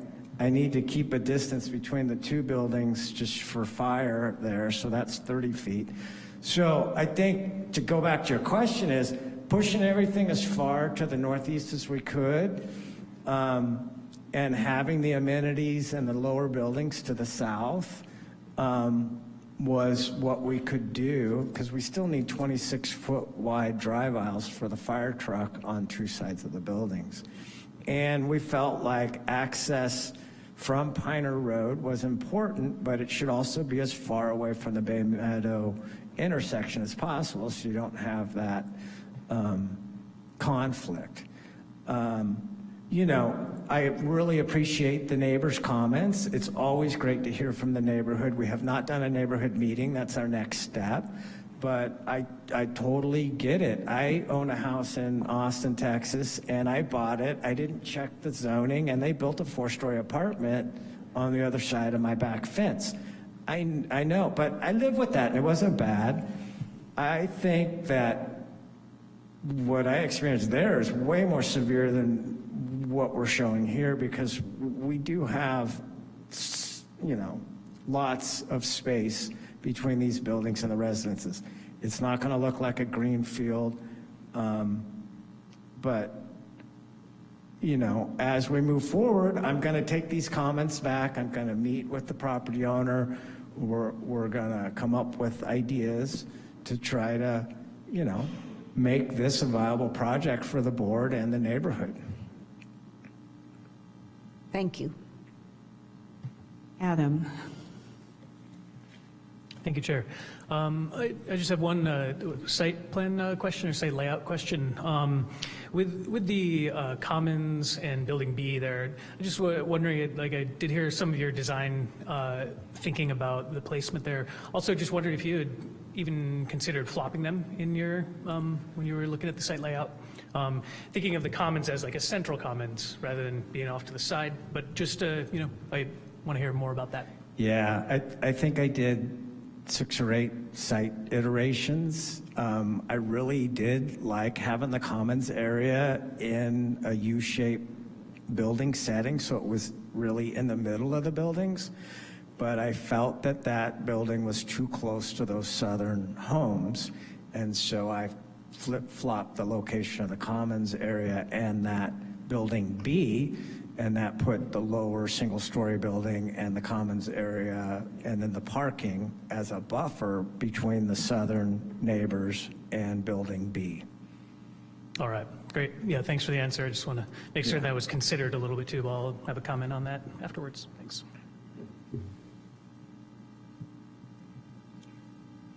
Oh, it's me. Is there bike storage anywhere on the plan? Yeah, if you were to look at the garage level parking, between the front of the cars and the wall for the parking garage is a lot of extra space. We can do enclosed storage areas, and we can do enclosed bicycle parking in those garages. There's also an opportunity around Building A to add some exterior parking, bicycle parking. We had at one time, and I'm not sure if it showed up or these images are just so small, but we have bicycle parking in the lower right corner, and we have definitely thought about where that would go. But I think in those parking garages, because of the depth of them, and once you get the drive aisle and the parking spaces, I have room for storage space, for additional storage for the occupants of the apartments, and we also have room for enclosed bike storage in there as well. Thank you. And in the retail spaces on the lower level, is there a requirement to have restrooms there or no? Yes. I saw one. Yeah, I show one common area restroom that my idea was it could be used by all the retail uses, but this particular uses of each retail tenant that moves in here, and I don't know what those are going to be. It depends on how it leases up. They'll have their own requirements for kitchen or restrooms, depending on what that function is. I mean, if it was a straight retail store, I think we could all use the common restrooms that are on that walkthrough. But that's going to be kind of a building permit by building permit thing that'll happen depending on the use of each retail tenant.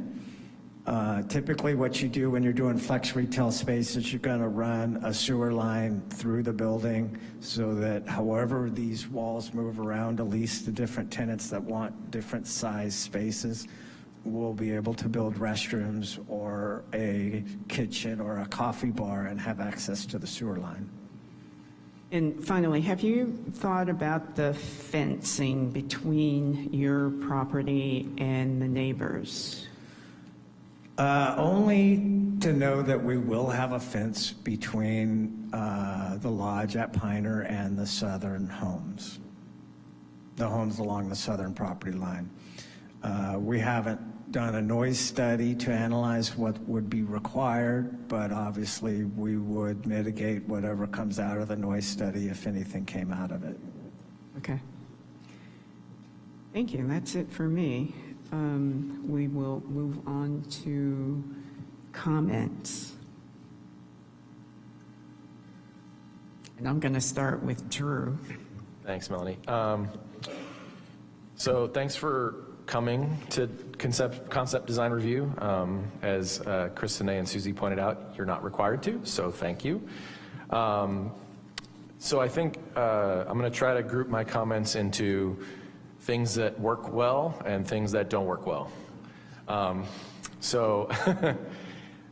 With that, I think the idea of this plaza that moves throughout the site is an intriguing one, but I don't think it's fully executed.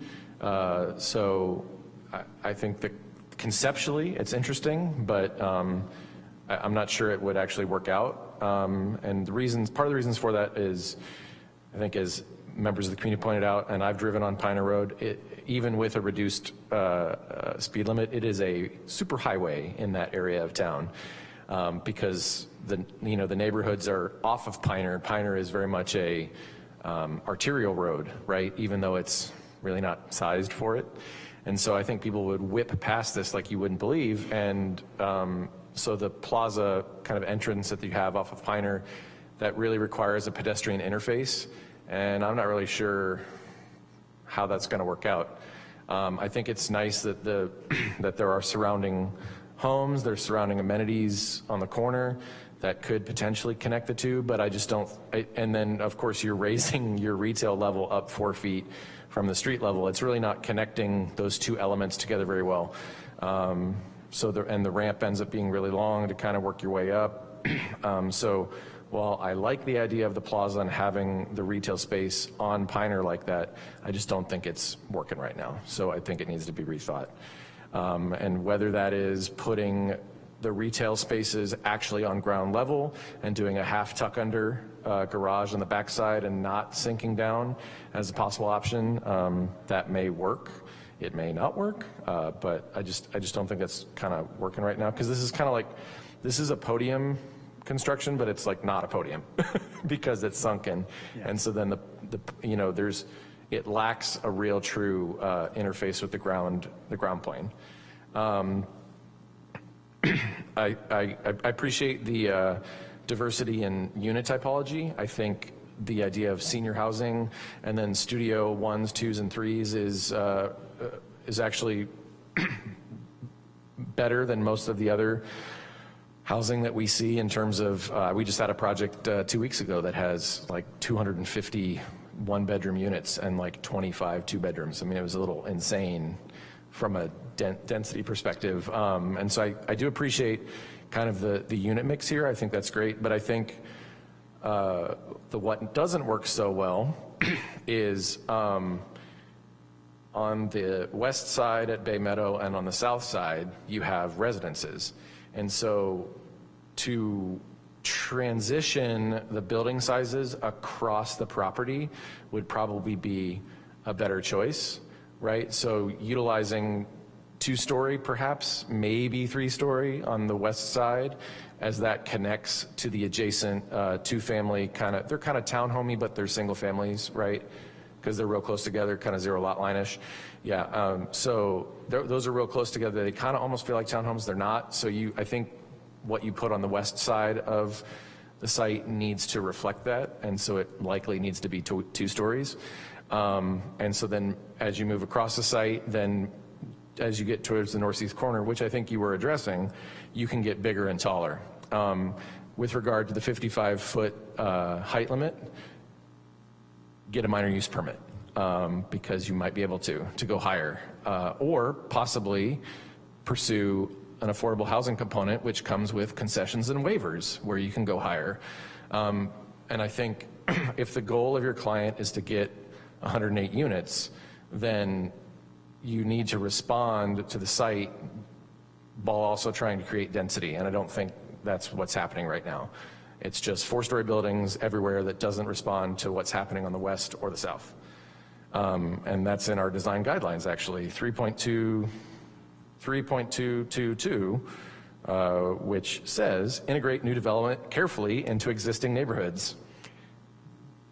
Full stop. I mean, that's the sentence. And I don't, the current layout the way it is isn't doing that.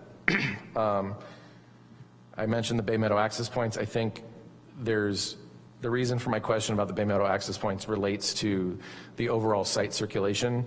I think there may be too much internal circulation, if that makes sense, where you could take advantage of Bay Meadow and Pioneer both for fire truck access, and then only have 2 internal streets. It may be worth looking at. That will open up additional opportunities for exterior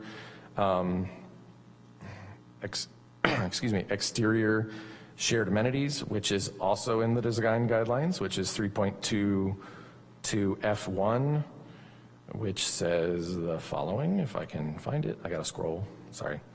Incorporate common open spaces into a site plan as a primary design feature. The open spaces should not be remnant spaces or space left over after the buildings are placed on the site. So I think what's happening right now is you've got a lot of site circulation, you've got a lot of parking, and then you have kind of open spaces kind of hemmed in little corners and nooks and whatnot. And while I appreciate the kind of the amenity building and the pool and that sort of area, it's just kind of, that's the only thing, right? I think what the community is responding to is something that I also responded to regarding the massing. I think the way that the building is organized right now, you have a lot of flat planar sides. It's a box, right? It's a box with just balconies, and there's no articulation in and out of the massing. And then there's a very thin and slender mansard roof that feels very heavy on it, so it creates a lot of horizontality on all of the buildings, which makes them feel excessively large and kind of extremely heavy. And at 48 feet, all of that horizontality is just going to make it feel kind of oppressive, and I think that's what the community has responded to in kind of the height of the buildings. So I think you need to break up the massing more, push and pull, maybe explore alternative roof plane options, parapets, flat roofs, those sorts of things that start to break up that massing, and that relates to what I talked about earlier with kind of 2-story on the west and south, moving towards larger on kind of the north and east as that's adjacent to those commercial spaces. I'm indifferent on the metal railings. You talked a lot about the metal railings with the panels. I think if you explore enclosing the porches as a design element that is pushed and pulled, the porch railings become superfluous in many ways. And then the ramp, all the ramps that I was seeing, they're crazy long, and I don't think anybody would ever use them really functionally. And that kind of relates back to what I said about the plaza and kind of like creating that interface between the entire site, right, front to back, right? So you've got all of these ramps and all these other things and kind of this plaza level that then goes down to other levels, and it doesn't connect it all very well, and it feels like feels a little hotelish, if you know what I mean, that has like a tuck in a parking garage at a hotel, and then they've kind of stuck things in, and it becomes multi-tiered, and then people don't utilize those elements that you've created. I appreciate the materiality that you've selected. It's nice to see a project that's not just stucco. So I think that was really intriguing. The idea that you're exploring using some of those ceramic panel rain screens, which rain screens, for those who don't know, actually can potentially increase the longevity of a building assembly because they separate the water from kind of like the interior wall. So rain screens are actually a really fantastic way to create kind of a way to not grow mold in a building assembly. So rain screens, big plus in my book. And utilizing the stone, I think, while I like, stone, I wonder if the stacked stone, veneer stone, may end up being more expensive.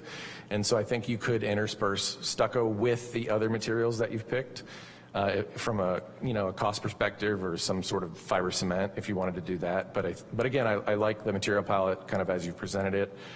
I think it is different and unique with the metal panels as well. It's something we don't typically see. So I think, you could certainly take a look at how that all interplays with adjusting the massing as well. And I think generally the colors are interesting, and they kind of fit the area. In many ways, there's a lot of neutrals in that area. There's a lot of stucco, kind of light colored stucco, and then there's, I guess if yogurt time is still in there, there's the yogurt time in the shopping center that's, I think, like light colored stucco, those buildings. So I think the colors kind of match the area. It's not jarring. I think if you said like you were painting it highlighter pink, I'd have a problem, but I think the colors are really nice as well. So I think that, yeah, and then the community building, I think is humble and understated, and I think it matches the architecture as you currently have it. But if you were to re-envision the architecture of the buildings, I would also look at the community building itself, Building D, and how that connects to those other spaces. And then I do appreciate in the parking layout how you've allowed for orchard parking, right? So you've kind of got 5 or 6 spaces, sometimes 7, and then an island for a tree, which is nice. Or it sounds like you're planning on doing even more covered spaces, perhaps with solar arrays or some other element, and I think that that's also nice as well. So, there are some elements here in the parking layout that are nice. That we like to see. That's the orchard element is in the design guidelines. I would agree with some of the comments made about trash cans. I think re-looking at those may be important, particularly as you noted, how those retail spaces lease out, you could end up with all myriad of different things. And so, that having to haul grease out to a trash can or greasy things from a restaurant and things like that, that can become troublesome. I had a client many years ago when I lived in Augusta, Georgia, who had a fully air-conditioned trash room so that their trash never stunk. So they kind of actually created an air-conditioned trash room. I don't think you should go that extreme, but trying to find a way to protect the trash to be respectful of the neighbors, I think, is an important thing, particularly because of those 2 large enclosures located on the west side of the site. And then I think that's it. And of course, obviously, looking forward to seeing this come back. Obviously, with the environmental reports, parking studies, traffic report, all those good things. I think this board over the years is always very pro project, but we want to see the projects as better projects. And I think you're on your way there. And I think obviously with the comments from the community and with the rest of my colleagues, I think you'll start to get there. And I'd be excited to see this site developed. in some fashion. And of course, the community is going to have a lot of input on that as well. Thanks.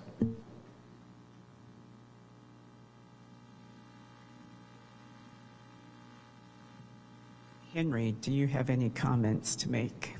I don't have any more comments. Okay. Michael? Did Drew leave you any? Did Drew leave you any comments? No, he took a lot of them. But I agree with a lot of what Drew said, except for the stack stone. I think the building next door, the senior living facility, has like the whole first story with stack stone, and I mean I don't like the way it looks, and so if you're going to use stack stone, I'd recommend doing just like accent areas or tower, like a tower, or not going excessive like they did next door.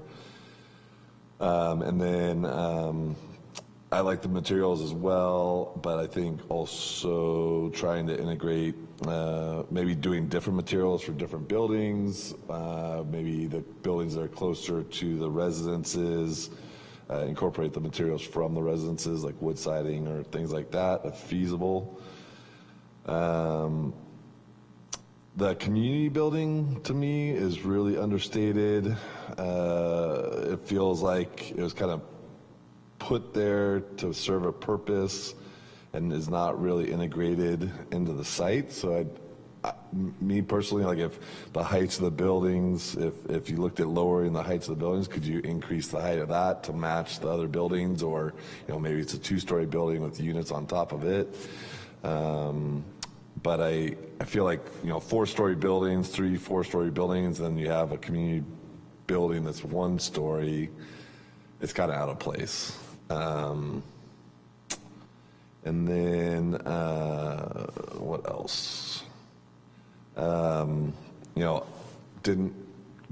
I agree also with the vehicular circulation on the site, seeing if you could, reduce the amount of paving, put more thought into landscaping. Look like from the civil plans that 90% of the planting area would be bioswales, and it's pretty difficult to plant trees in bioswales.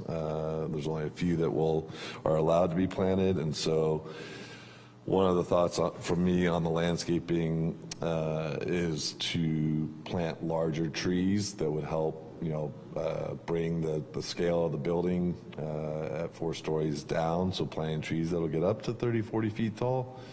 But there's not a lot of space to do that on the site the way it's designed. So if there's a way to be able to create more spaces for landscaping, I think that would be good. And then the perimeter, I think most importantly, the perimeter between the 2 neighborhoods, so the south and the west,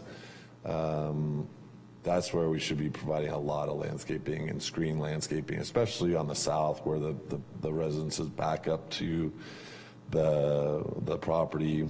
And that is one of the areas I noticed that is pretty much all bioswale. So not a lot of tall things can be planted there, so providing more space for that. What else? I also like the mix of units. I know when I moved to the area, I was looking for a 3-bedroom apartment, and they don't really exist. So I don't know if that's any better nowadays, but like Drew said, most of the projects we look at, they're 1, maybe some 2 bedrooms. So I appreciate the thought going into the 3 bedrooms. What else? And then just on the streetscape frontage, Pioneer Road, I agree with Drew that the height elevation, so the 4.5 feet difference between the street grade and the plaza, it separates. It doesn't really relate to the streetscape, and I think that needs to be looked at a lot more, and seeing if there's a way to bring the pedestrians and vehicles in, more of a relation between the plaza and the streetscape. I think they did it at the yogurt time with the Pioneer and Marlowe, where there's like a plaza that's, you know, maybe a foot higher than the street. And then, you know, for vehicles that come to the site with the intent of going to the retail, they're not entering from that side anyways because there's no parking. So, you know, either, you know, make it an extreme difference with some nice landscaping, or I think you need to bring that elevation down. I think that's all I got. Thank you. Okay. Can you repeat that last portion? Just relating the plaza to the streetscape more. Yeah, so, and then after that, you said something about access. Oh, with the parking, anybody's coming to the site to visit those retail spaces, and they're driving a vehicle, they're going to drive into the site, park, and then they'll most likely try to access it from the back of that building, I would think. So, you know, I don't know how, do we provide parking in the front? I think that would take a lot to do, but the circulation from a vehicle parked to the retail space, I think is going to be on the back of the building, not the front. Okay, thanks. Vic, do you have any comments? Yeah, I do. Thank you. I appreciate that you have gone through a number of different design concepts. I think you see at least 7. And then I'm listening to my colleagues and their ideas, and and clearly you have some more in front of you. But what I really like is the idea of breaking up the massing, so which you can't see it in plan view, but when you get all of the sections and elevations for all of the buildings, they are essentially the same building visually. So my earlier comment about responding to the residential context, and I think Drew hit on this as well, on the west side and the south side, you have things that are considerably shorter than what you have on the east side, which you've already identified as being larger than it appears to be if it's a 2-story building, so that you could actually step up from the west side to the east side. And I think you're already doing that to a certain extent, and I think you're doing it consciously at the south side, because that's where you have the community building. And if you are reconsidering massing so that it might step, I think you're not stuck with a 1-story out of place community building, because it's part of the stepping up. So just something, back of the napkin, kind of maybe see what you can do. Thank you. And Adam. Thank you, Chair. Thanks for bringing this proposal. Christine, thanks for your work thus far. It sounds like there's going to be plenty more moving forward, probably.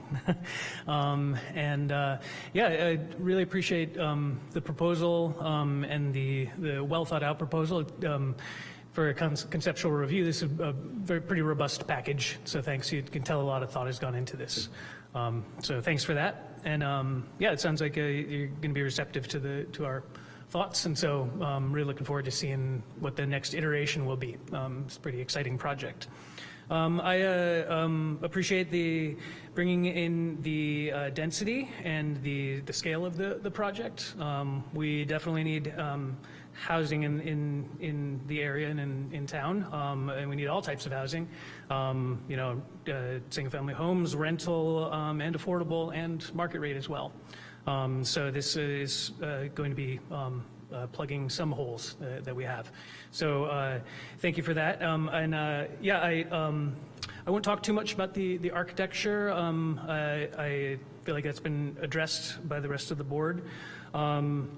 I will say I do want to echo the thought of the mansard roof, the long flat mansard roof being fairly heavy. On one hand, I actually like that feel because, it reminds me of the Marin Civic Center with long, flat, Frank Lloyd Wright prairie style. Like I enjoy that feel, but with a 4-story building and this being like a cap on that, it does give it some heaviness, especially with the color proposed. But some articulation could be good, some movement there. But I also wouldn't want to make it too busy as well, because I actually like the kind of understated aspect of that as well. I do appreciate the open circulation plan, the open breezeways. So really, in the sight lines, innovative way to open up the site while looking through buildings. To go with that, though, and looking at the site a little bit more, looking at circulation, one, this is a pretty auto-heavy part of town, and this is a pretty auto-heavy project so far. I would like to bring in more, and this is kind of like this is something I bring up a lot, is that the conceptual views do think about the buildings and the layout somewhat and the parking, but something you can think of too is bringing in that human scale. How are the residents going to be day to day using the space, really maxing out enough amenities? The landscape plans that we've gotten are great. I was hoping to see more of the edges there as well.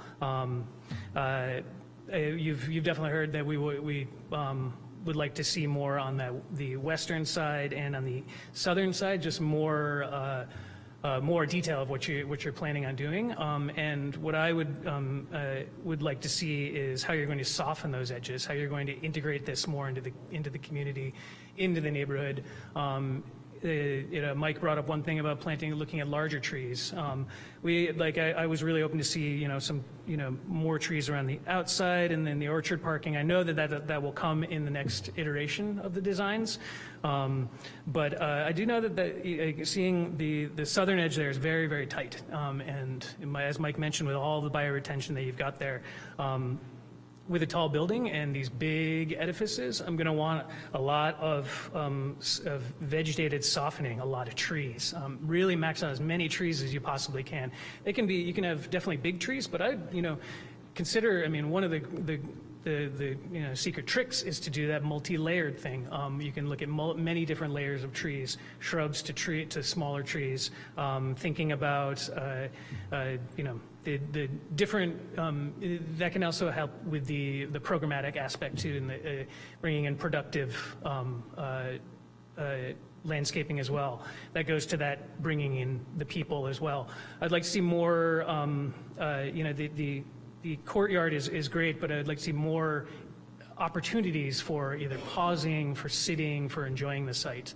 Right now, it's just all about circulation. One thing that caught my eye was the trash enclosure that's right at the corner of Piner and Bay Meadow. I appreciate that there's going to be a berm behind that, but as you're coming from the west, that this is your entrance. This announces the project. This also, shows how it knits into the neighborhood there. And so you're doing a great job thinking about the site itself, but also kind of think those edges and really soften those edges and really integrating into the neighborhood as much as possible. I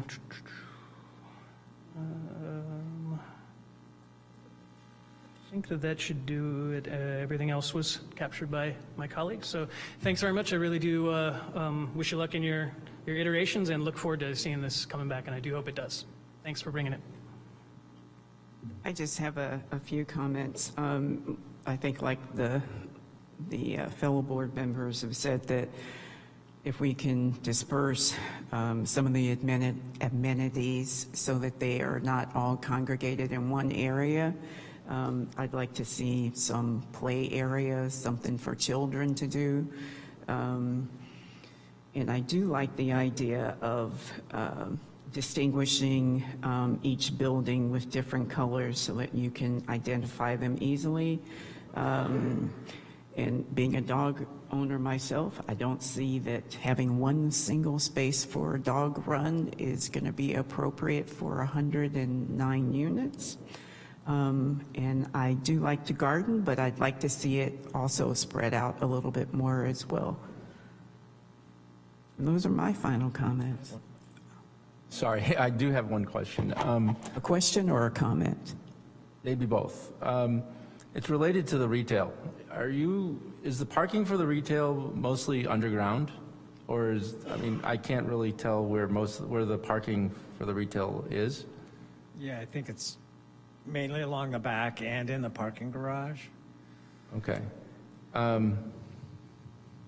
So what type of retail businesses do you envision going in there with that type of parking situation? Well, I would hope they'd be businesses that support or are something that the occupants of the apartments would want, like a coffee shop, bagel shop, stuff like that. I don't see like a dry cleaners being in here. There's one on the other side of Marlowe in that development, but I would hope they would be the types of uses that people living in these apartments would want to go visit. Because if you're going to try to have customers from around the area, I think you probably would need more surface level parking and having parking that's a little easier for the customers to get to the businesses. Okay, thanks. Thank you very much for your presentation, and we wish you well and look forward to seeing your return. Thank you. We are moving on to the third scheduled item.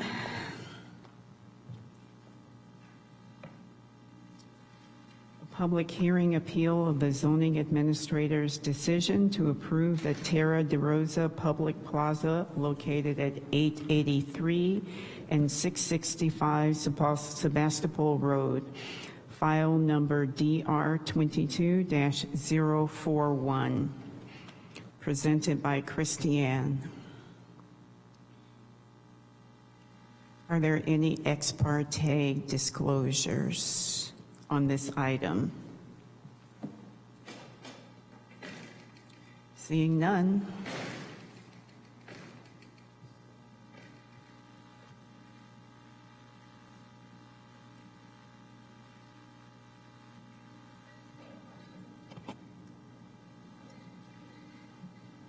Thank you, Chair Jones Carter. Christine Tumians again for Terra de Rosa's Public Plaza appeal.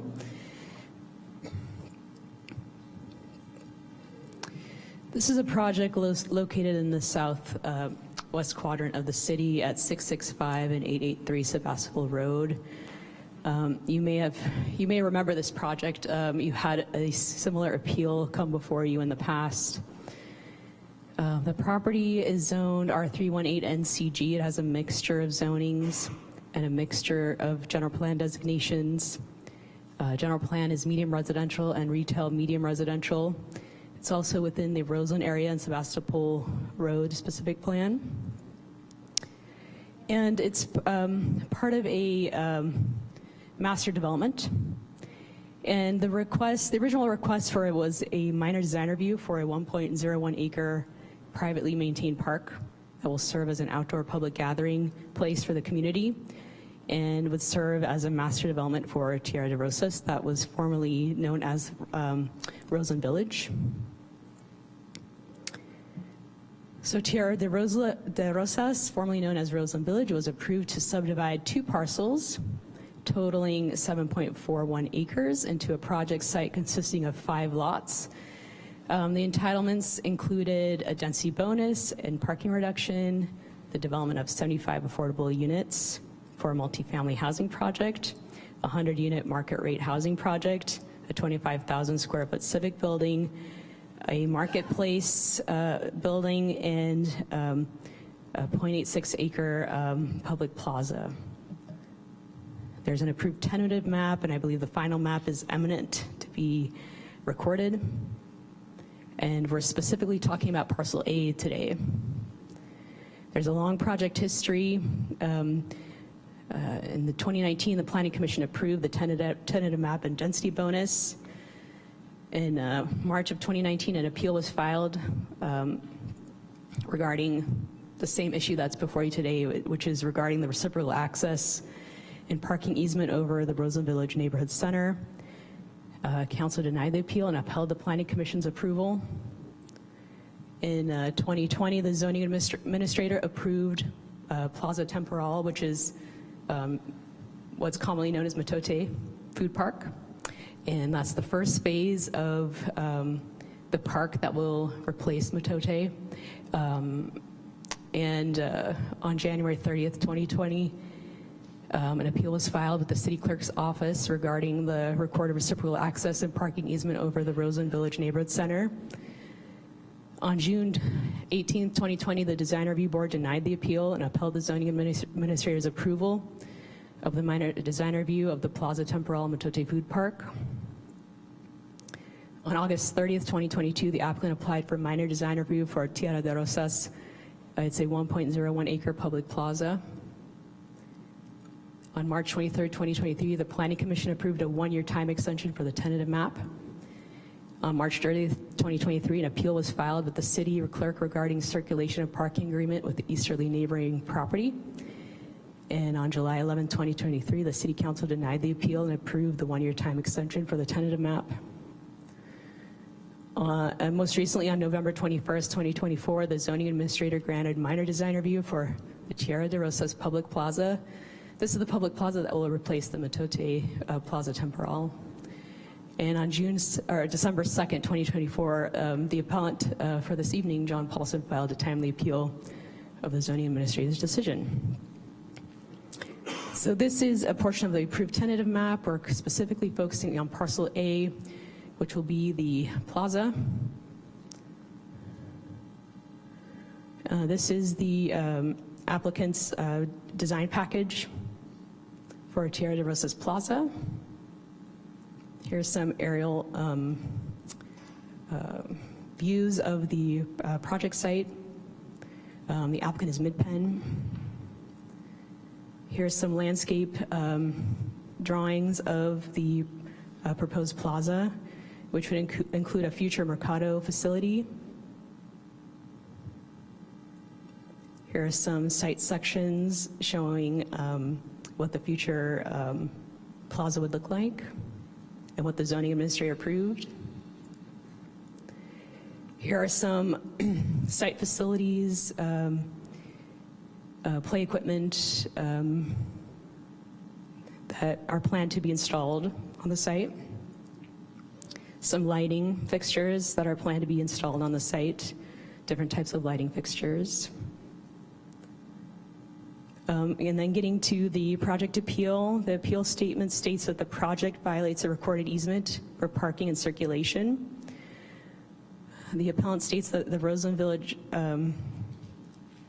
shopping center, built in 1954 by the two property owners, included Robert Paulson's father.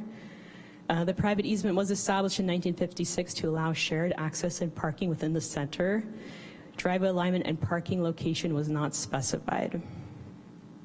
And the aerial shows the two parcels, the applicant and the appellant's property. The easement grants reciprocal rights to driveways and parking which presently exist or will be developed hereafter for proper purposes connected with the operation of the center. The proposed mixed-use project, including the residential land use, is a proper purpose related to center. There is no express restriction on use. Subdivision circulation maintains existing driveway alignment between properties as well as access to the circulation and parking on the CDC property. The CDC is the current applicant. The recorded easement does not specify the number of parking spaces, nor does it describe the location of shared parking spaces that must be maintained or offered on either property. Patrons of uses located on the Paulson side of the center will continue to have access to the streets and parking spaces on the CDC property. The plaza is exempt from CEQA pursuant to CEQA guidelines sections 15183 and 15182. and also 15162. Staff, it is recommended by the Planning and Economic Development Department and the Zoning Administrator that the Design Review Board by resolution deny the appeal and grant the minor design review for the Tierra de Rosas Public Plaza, which is a 1.101 acre privately maintained park that is part of the master development for Tierra de Rosas, formerly known as Roseland Village. Staff is available for any questions you may have, and I believe the applicant is available via Zoom. Thank you. Thank you. Next, we'll have board members ask questions, if they have any. I just had one question. Sure. And I think I'm reading it right, but the original, sorry, I gotta open it again. I apologize. So the original map just has the one curb cut, I guess, on this property, and that was it's on, like, I guess the western side of the parcel, and then the new proposed tentative map actually has two curb cuts, right? So they're actually increasing access to the subject, like the overall property. I think I'm reading that right.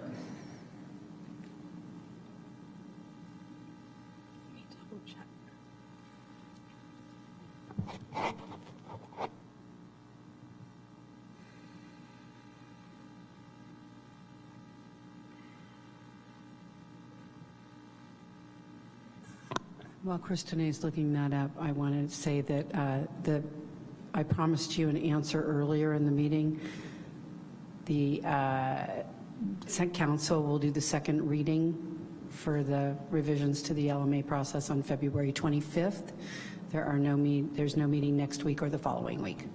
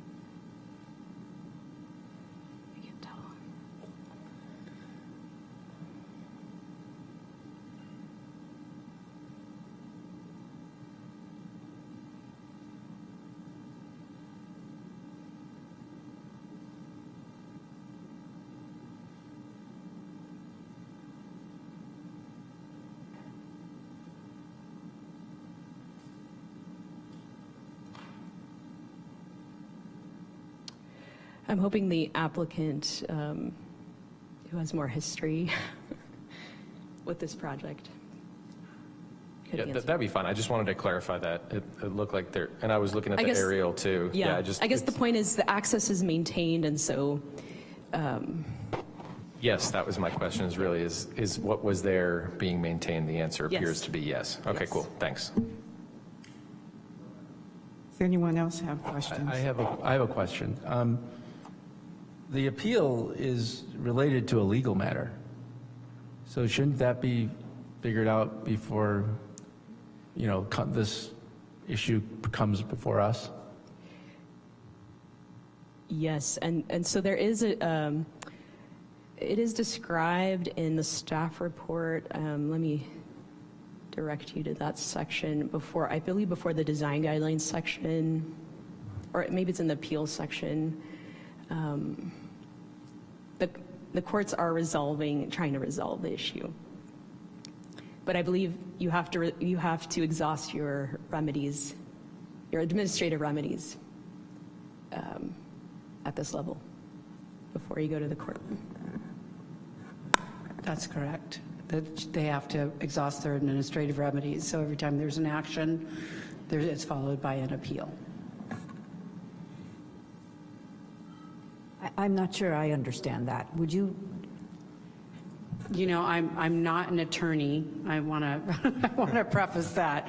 But the practice has been very clearly with this and other appeals that before the app or the lawsuit or the legal battle can pursue, they need to exhaust administrative remedies, which means they have to go through the entire appeal process. So this is, the zoning administrator took action, and that action is being appealed depending on the outcome of this meeting, the administrative remedy would be exhausted at that point. There's no more appeal process. But should the appeal be coming to us? Maybe you should be going to The appeal, oh no, the appeal is coming to you because it was a design review application. So it's under design review here, and Christine was giving you a lot of the background history, but the design, what is before you is the design review of the park. Hey, can I help Henry maybe also? So so the legal stuff notwithstanding, right, with what's going on between the two property owners, what the process that happened from an entitlement perspective is the applicant applied for minor design review. It was granted by the zoning administrator. Other people can appeal that decision, and when it gets appealed, it comes to this body, and that's in the zoning code. That's written in the zoning code.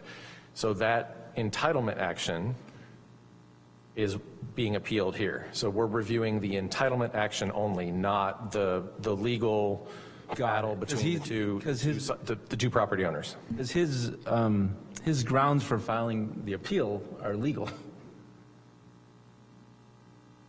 I understand that, but we're only reviewing the design application. We're not reviewing the why he filed an appeal. Would that be correct? Okay, thank you. So what's before you or before the board is the design of the park. Okay. Okay. Even though he said that he's appealing because of legal grounds. So he doesn't believe the city should have granted design review because there's this easement that should prevent the applicant from developing the property in the way that they want to. So I guess as long as we're voting on the design and not the legal, I just want to be clear. That's what you're acting on, the design. Okay. That the decision that was made, we are supporting. Yes, Michael. Are you asking a question? I just want to follow up on that answer. So the appeal of the zoning administrator's design approval, the appeal that we're potentially going to approve or deny is all legal. As Henry was trying to say, is like that's what he's saying in the appeal, but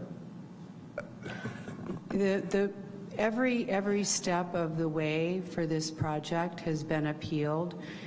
City, county, and Mr. Paulson I'm not privy to all of the lawsuit that's going on behind the scenes, but what is before the design review board it's a minor design review application for a park that was part of a master plan that was approved, which I believe was appealed to the council. Is that what you said in the presentation? Well, yeah, it's been approved many times for the same reason.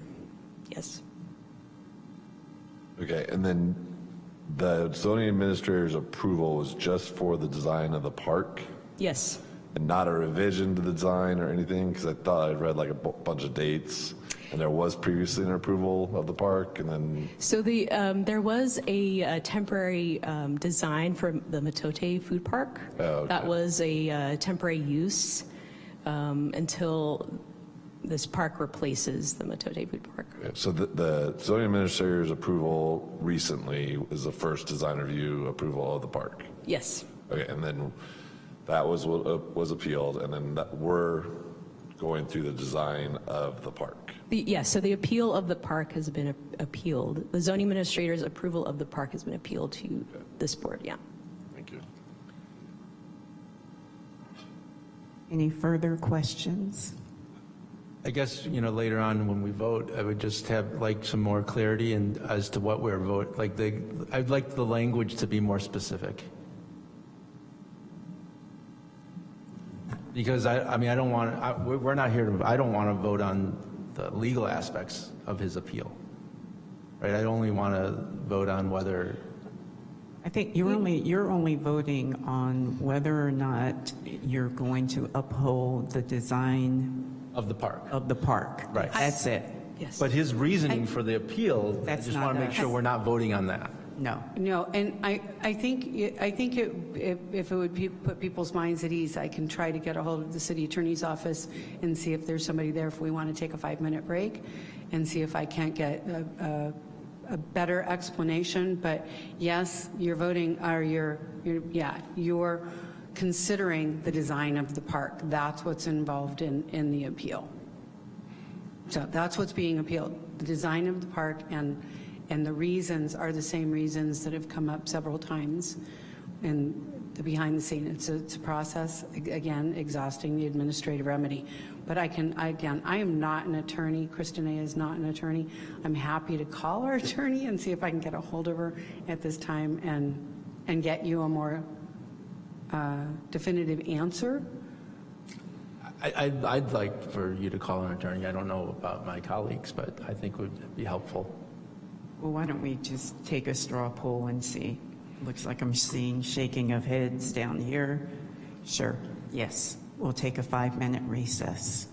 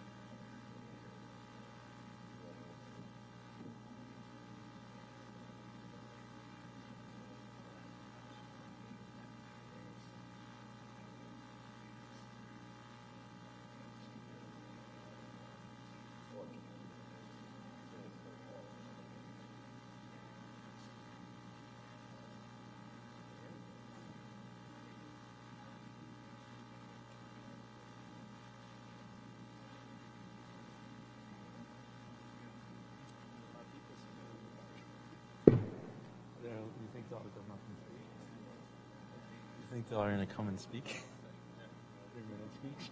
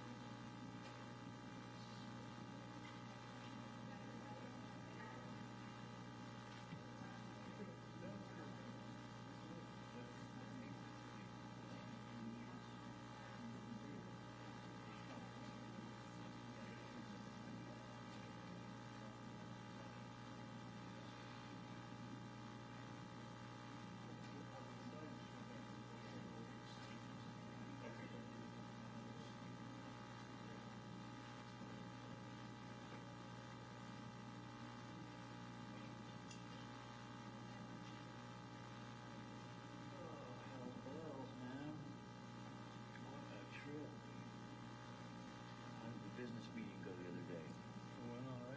Okay. We're still together. Any news I should use to put out in the paper?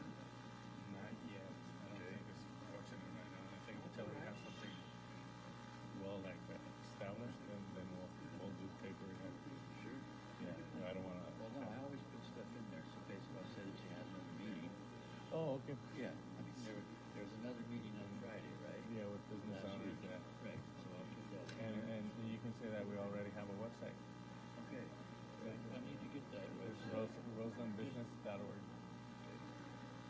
So I wanted my paper to put the logo in, but they wouldn't do it. Okay, so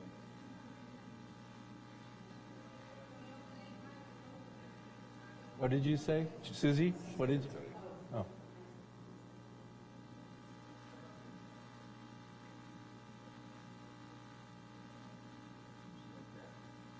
roselandbusiness.org. Yeah. Okay. And the logo's right there. You can probably download from there. Yeah, I've seen it for the paper before. Let's see. Yeah.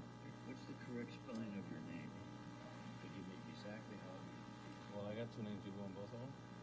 Well, one you want to be known for being a Rosen business. Right, he usually knows. I'm gonna do Raul O.Berrigan, okay? Yes. I'm going to take a 5-minute break to see if I can do the link to the site on the legal issue. You're the guy. And you're acting as President. Presidente. Yeah. And then almost the vice. Yeah, and Ivy over there is the vice. No, Ivy's the vice. Alma's the secretary. And Ivy is Ivy.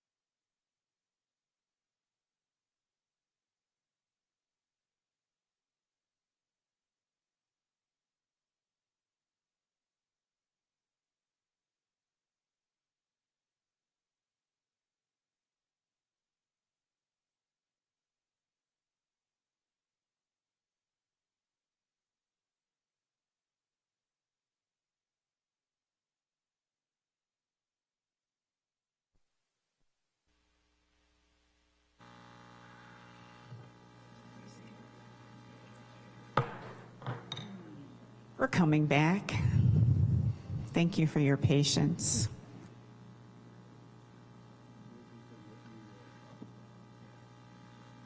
We're going to continue on. Are there any further questions of Christiane? Christiane, I give you a new name. I was just going to reiterate the question I asked Susie there, just so everybody could hear it again publicly. I was just going to ask the next steps. So we had our questions, and I was just curious what the next steps are. We haven't done an appeal in a little bit, so that's why I was asking what the next steps are. We'll need to hear from the applicant team, the appellant. There are several more steps in this. And I also want to say that I was unable to get a hold of the city attorney's office. There are options available, so after we wrap this up, if I maybe get some sort of a response, as we wrap this up and come to a period when we're going to take a vote, if I have something more to add, I will. But if we can just go on through the process, I think it probably makes sense at this point, and answer, you may get some other questions answered. So the next step in the process, if there are no further questions, is that I will open up a public hearing on item 9.3.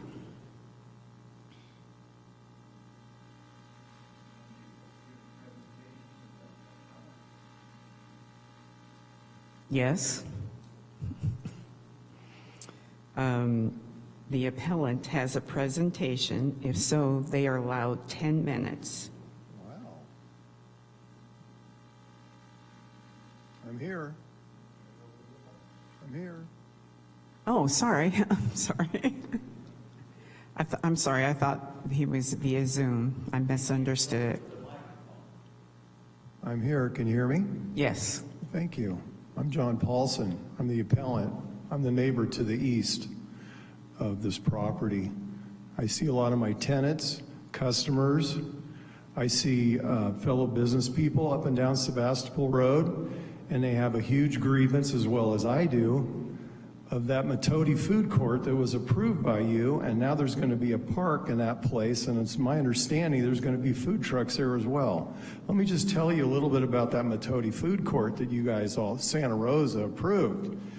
Once they approved it with conditions, bathrooms, fences, 5 food trucks, the very next day, no fences, no bathrooms, 7 food trucks, no outside vendors, vendors galore. And it went on and on. The little memorial for Andy Lopez became the Andy Lopez Outdoor Urination and Defecation Center because there were no bathrooms. And with all these loaded food trucks, it hurt all the businesses on Sebastopol Road that pay taxes and business licenses. They lost a lot of their customers to the Matoti food court.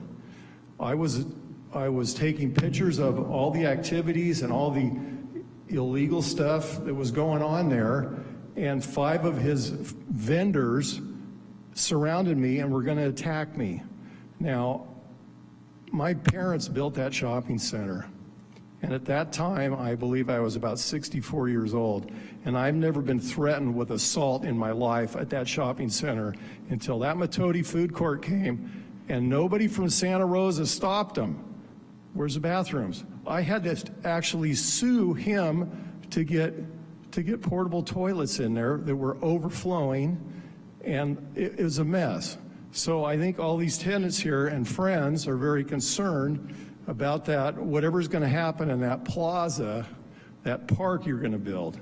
Now, let me give you a little history on that site.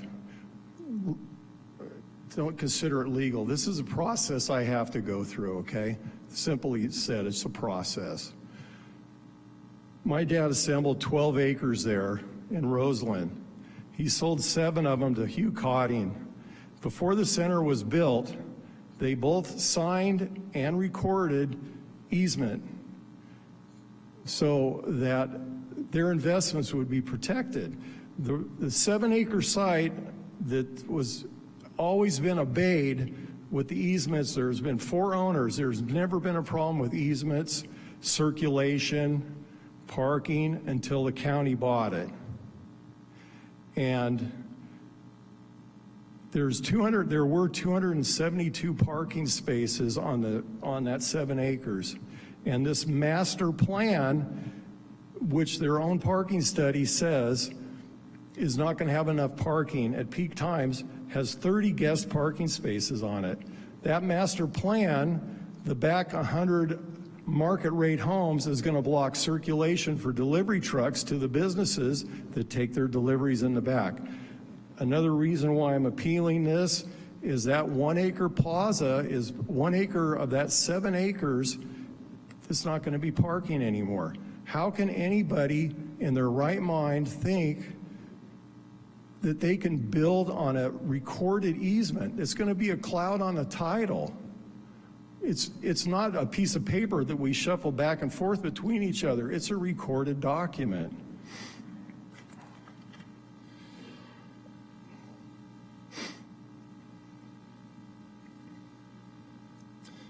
So right now, a lot of that property, there's an affordable apartment complex that is on that recorded easement.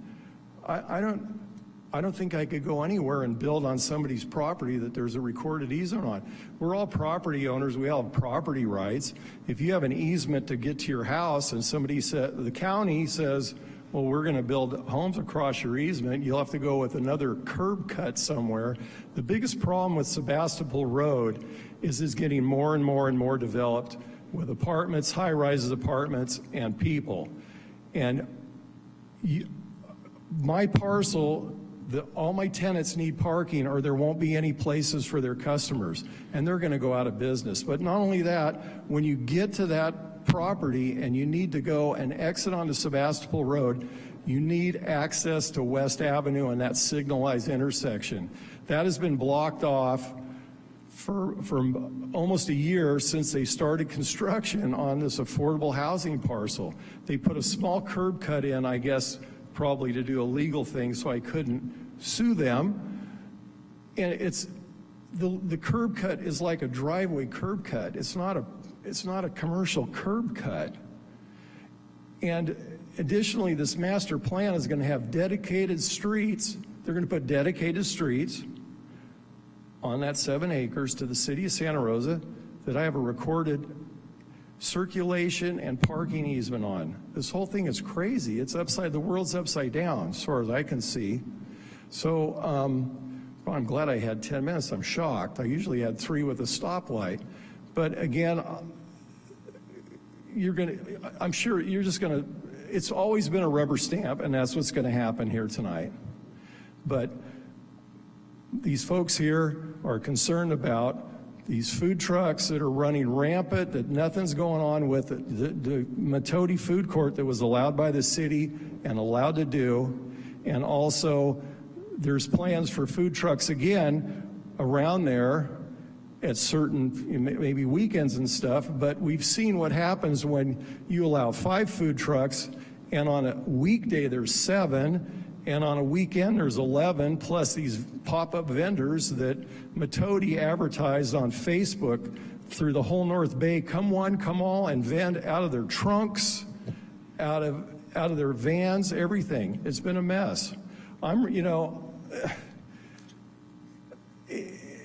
It's a shame. It's hurtful what's happened to myself, the property that my parents developed with Hugh Cotting, and subsequent owners that the county and the city come in and say, we can do what we want. I did have a court trial with a judge, and an employee of CDC came to me and said, sign off on your easement, here's $50,000, and if you don't, no Sonoma County judge is going to favor you above affordable housing. Sure enough, he didn't. So we've appealed it. We've got permission from the appellate court to continue, and it's probably going to happen. It's going to continue. I don't want to, you guys are deciding on the design review, but I have to go through this process, and it's nice to have an audience that can hear what's happening to me. I certainly hope someday it doesn't happen to you, because you'll go, holy smokes, how can a city and a county run roughshod over property rights and your rights? Thank you.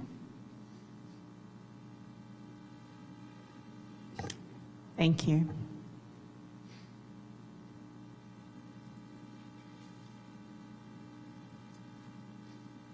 So I'm going to open up public comment.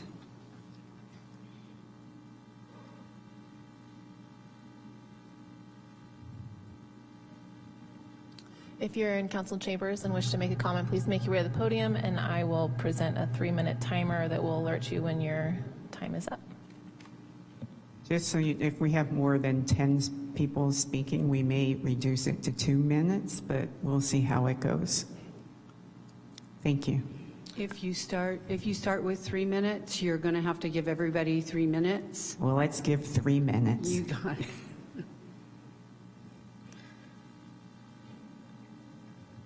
Okay.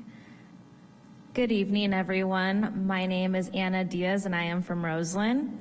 Thank you, Chair Jones-Carter, for the 3 minutes. I'm sure that it will be very appreciated by everyone in the audience, as Spanish is their first language, and many of them might come up here and speak Spanish. So I just wanted to give the board a heads up that Spanish may be used, and to, even if you don't understand the language, please be attentive and listen to what the folks have to hear or say here tonight.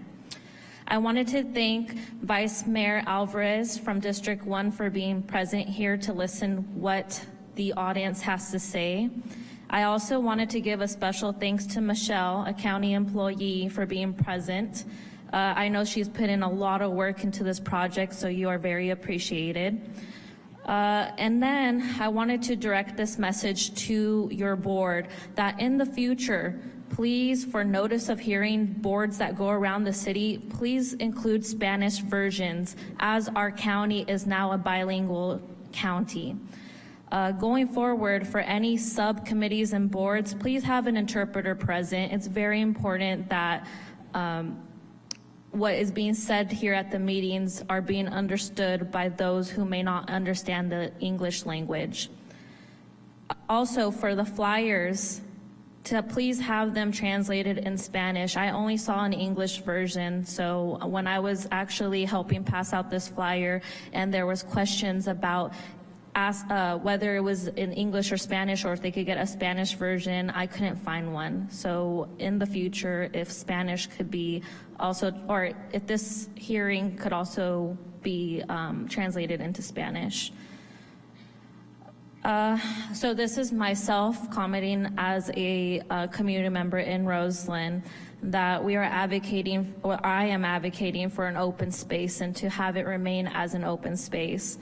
So this could be maybe available for future farmers markets, vendor markets, Redwood Food Bank, so they're able to come and provide food services to those in need. And also for this space to be utilized for future Cinco de Mayos and Mexican Independence Day, as Roseland, Sebastopol Road, West Avenue is traditionally known for Cinco de Mayo and Mexican Independence Day holding space.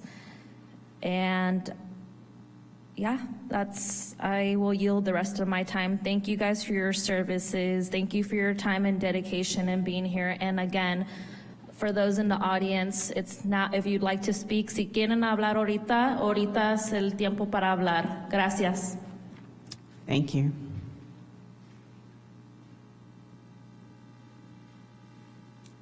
Oh, can you guys hear me? Yes. My name is Raul Barragan. I'm the president of the newly formed Roseland Business Association. I just wanted to see if you can guys give me just a little bit more time, because I'm going to speak in Spanish and English. So I don't know if it's possible. Entonces, mi nombre es Raúl Barragán, soy el presidente de la Asociación de Negocios de Roseland, la acabamos de formar y venimos aquí a exponer nuestras ideas y los pensamientos que tenemos para el área de donde estaba el mitote.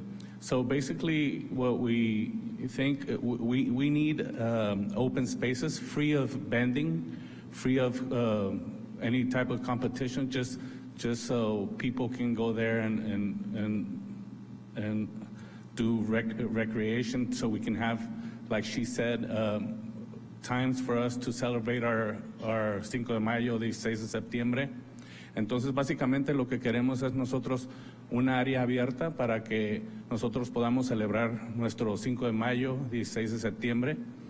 And we really think that having more vehicles, more food selling there, it would like make more traffic. It'll create more chaos to the area that already has. Creemos que tener más comida en esa área como food trucks, que no lo necesitamos porque el área de Roseland ya tiene suficiente, va a crear más tráfico y más caos en el área. So basically that's the message that we want to send you. So I think by having more food selling in that area is going to slow down the economical growth of the businesses that are already established. Creemos que al tener más comida vendiéndose en esa área va a hacer más lento el progreso económico de los negocios que ya están establecidos en esa área.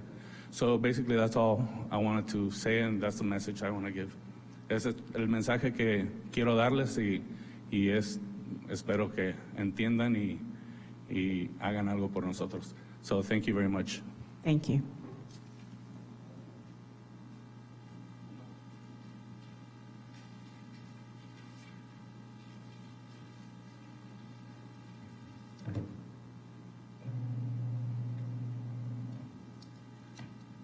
Buenas noches, mi nombre es Alma Méndez. I am the owner of the La Texanita restaurant. I've been since 1999 on business on Sebastopol Road. And since we have El Mitote on Sebastopol Road, it's been really hard in our business that has been established there. And we are just wanted to see if for this new project, if there's any, if they wanted to have a place for any other food businesses or any other kind, we really wanted to ask it's already too many businesses on the street. If we just wanted to have like more open space to leave where El Metote is, to leave the space open for make some celebrations there for any other needs. And I'm sorry, I got so nervous, but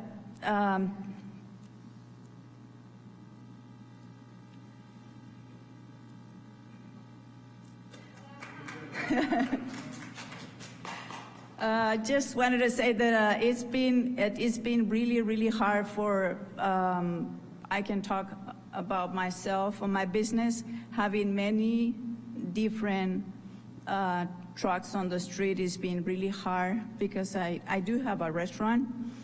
And I wanted to see if there's anything that can be done just to have a little bit less trucks, food trucks on the street, and if there's anything that you guys can do about it. And also help us on this new project that it's offering. They wanted to have more businesses in that new construction. Thank you. Thank you. I would like to interrupt real quick before we start the next speaker. We do have a translator in the room. Rafael Rivera, where did he go? There he is. He's up there and ready to go. So we can translate from English to Spanish and back again.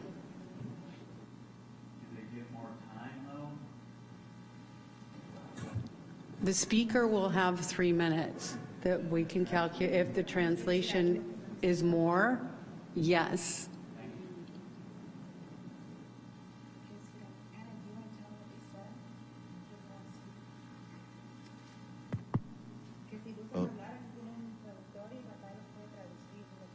Yo estoy disponible para asistirlos en la interpretación de lo que quieran decir en español al inglés. Así que estamos por acá disponibles.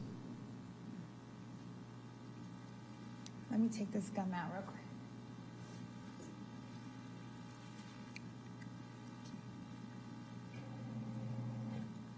Good evening. I stand before you guys today, and I was not prepared for this, but I believe I speak on behalf of every business owner of Roseland.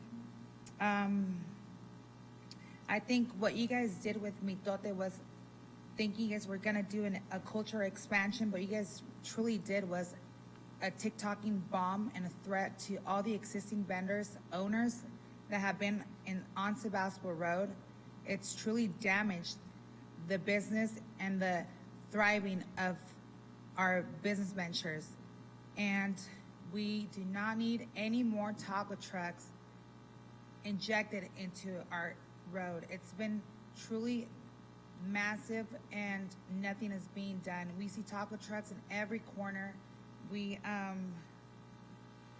There's the traffic jam there. It's already exhausted. You guys care so much about other streets, other communities, other areas, but Sebastopol Road is just left to the slums. You guys are building and building and building with no care of any sort of safety, trash, pest control.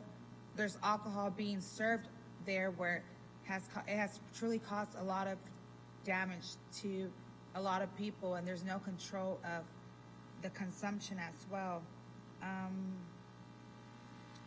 We would like to ask for a cease of food trucks and ask to limit the food truck invasion on Sebastopol Road. Thank you so much. Thank you.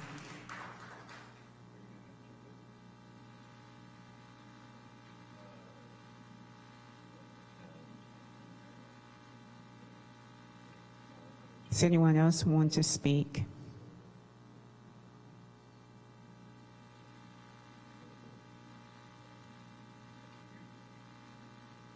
Can you please state your name? Give me 1 second. Good evening. Sorry, guys. Good evening. My name is Pedro, and I'm here to speak on behalf of the businesses of Roseland. I wanted to address specifically the market. As you guys are aware, and if you guys have heard, a lot of the people are kind of concerned about this project because up until this point, there really hasn't been any clear communication about what this market will offer, who will manage it, or who will truly benefit from it. And the other question too is, will the Roseland community actually benefit from it? And the lack of transparency is a little bit concerning. As you guys know, the Roseland community, along with all of Santa Rosa, has really struggled and faced a lot of challenges since 2020. The pandemic shutdowns, rampant inflation, rising wages, and it's made it really difficult for all the local businesses in Roseland to stay afloat. Many businesses have closed their door, and those that are remaining are barely hanging on. And it's something that we have to say is that we are exhausted. Adding another market in the area probably won't solve the problems. It'll probably likely add to them. We already have a high concentration of businesses all along Sebastopol Road that offer a wide range of products and services. And this congestion is probably going to cause the growth to stagnate and makes it harder for individual businesses to thrive. This is not sustainable for the community or for the business owners of the area. It's essential that we prioritize the needs of the businesses that have built the community and have invested so heavily in making Roseland what it is today. And we need the city to support us rather than placing more obstacles in the way. Therefore, I urge you guys to kind of think of the long-term impact that a proposed market would have, because we need to make a balanced environment where local businesses can grow and thrive, not just get by. Thank you. Thank you. I would like to ask if Rafael is going to be, Rafael, can you translate into Spanish or at least summarize in Spanish so that the Spanish-speaking folks can understand? Yeah, you want me to translate what Both the speaker is saying in the Spanish speaker into English? Can you also Or you want me to translate translate English into everyone's Spanish? comments? Yeah, yeah. Susie, I just, before we proceed on, I just want to say that the purpose of this appeal is not for food trucks. We have, that's not in our purview at all. I think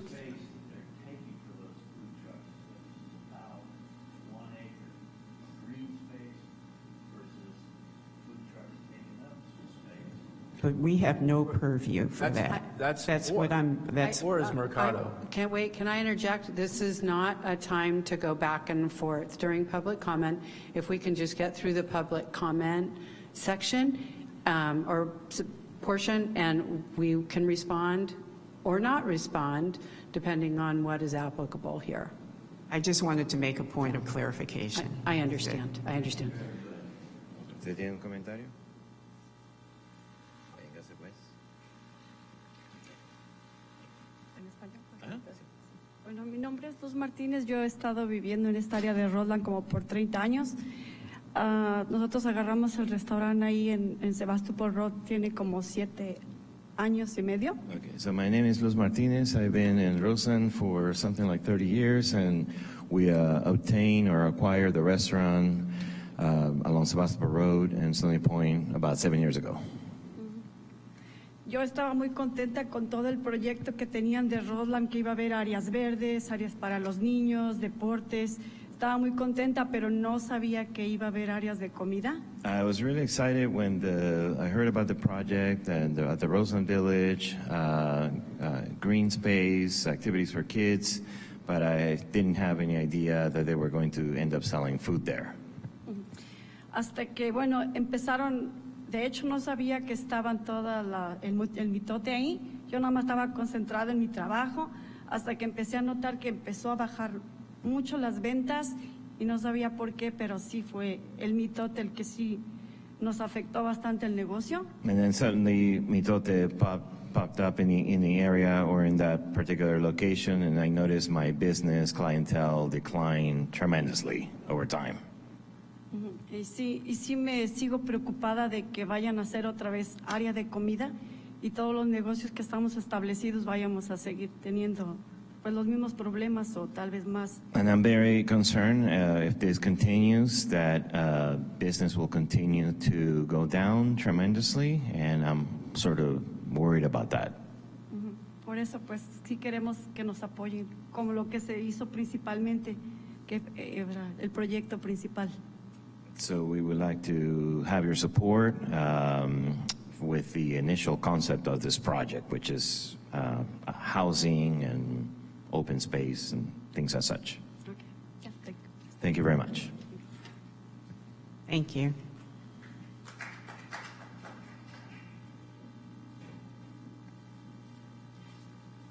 No one else is going?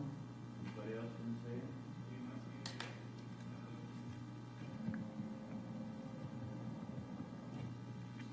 Hello, my name is Dwayne DeWitt. I'm from Roseland, and I have followed this process right from the beginning because I was on a committee with the county, and we were the ones that worked to choose a developer that would come in to do a project. In a sense, I personally feel bamboozled by the way staff in the past handled this. There's new staff at the county. They're dealing with something that was already perhaps presented differently that they didn't understand. We were specifically told at the time 1 acre of green space would be given. The community came together and spoke about we wanted that green space, open green space. The Ag and Open Space District has given money for 1 acre of open space. And what's been occurring is we were told in a meeting in the past that it was just going to be 0.8 acres of a plaza, but now we've been told tonight it's going to be a full 1 acre.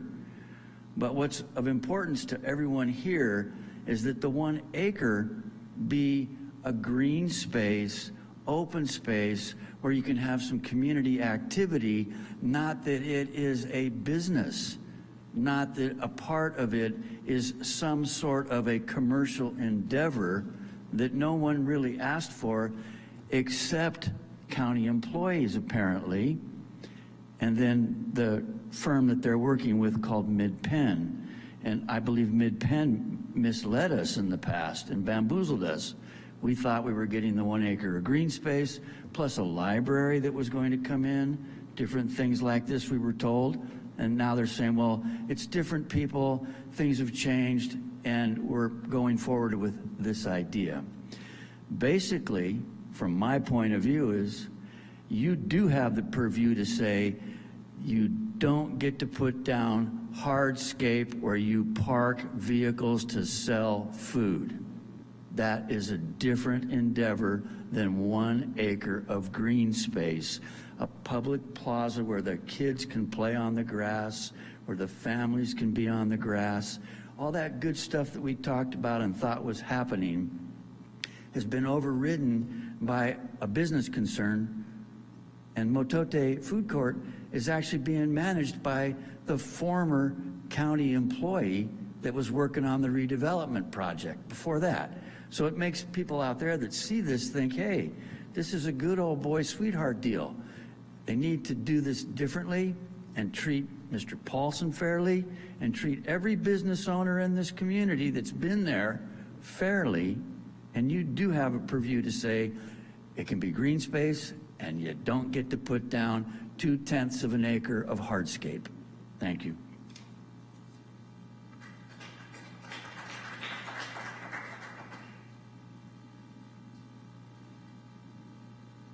Can you interpret that for the Spanish speakers? You should ask. Well, already, I kind of missed a lot of things you said. It gets a little bit more complicated when translating. So that's a little crazy. Buenas tardes, ando un poquito mala de la garganta. Mi nombre es May Palomino y yo tengo un negocio pequeño en la Sebastopol Road, en el 1160. Es que se me queda viendo Rafael. ¿Quieres? I have a little sore throat, so I apologize. But I've been in the Roseland area for quite some time, and I'm not exactly sure what she said the last time, but the last part, sorry. ¿Siga hablando? Ajá, pero no dijo que tenía un negocio, ¿verdad? No traduce bien. Yo fui una de las personas que estuve en el mercadito y se quemó, y tristemente de parte de la ciudad no tuvimos ningún apoyo. Gracias a Octavio que pues incubó a varios negocios y también hizo lo del mitote, tiene buenas ideas, entiendo, y todos los que están ahí pues se ganan la comida como nosotros. Yeah, so interestingly enough, part of the crew that came in to reoccupy the Dollar Tree store, which became the Mercadito, and Octavio took a group in, so he was very essential in this regard. And I appreciated also the concept of mitote when it came about afterwards. Ajá, y la idea que traemos como grupo es que se le dé la oportunidad a la gente que tiene ahí negocios en Roseland, porque ustedes dan licencias y no ven las consecuencias, porque a mí enfrente de mi negocio fue una persona y se puso a vender lo que yo mismo vendo, y ustedes les dan los permisos. A mí se me bajaron las ventas.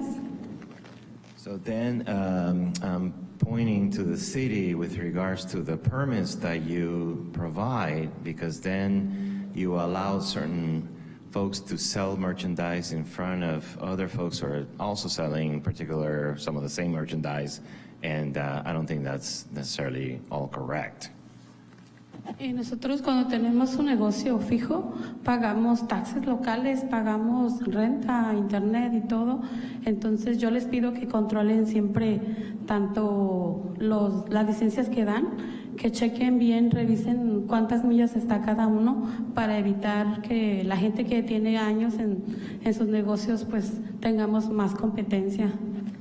So this is more of a recommendation that I'm suggesting, actually. So just be a little bit more aware of the licenses that are being permitted for particular folks interested in selling, because if you're going to have other folks selling as well, then it creates sort of a bottleneck, and it creates a very, very challenging situation, and it's hardship for us. I also happen to have had that business, and I pay my taxes, and then all of a sudden other folks that maybe appear not to have the proper permits or licenses also seem to be selling, so it creates a hardship for those who are actually trying to do things the right way.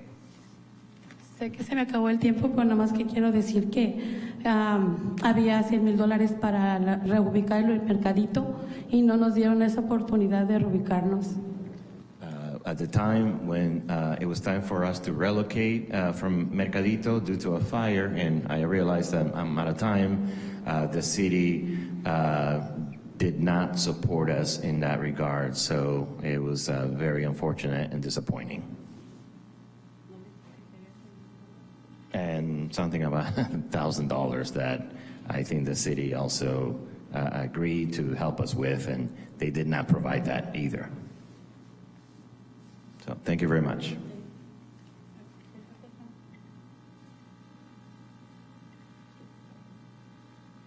Buenas noches, yo me llamo Juana. Buenas noches, mi nombre es Juana Cortés, soy dueña de Chulas Party Supply y tengo el mismo problema.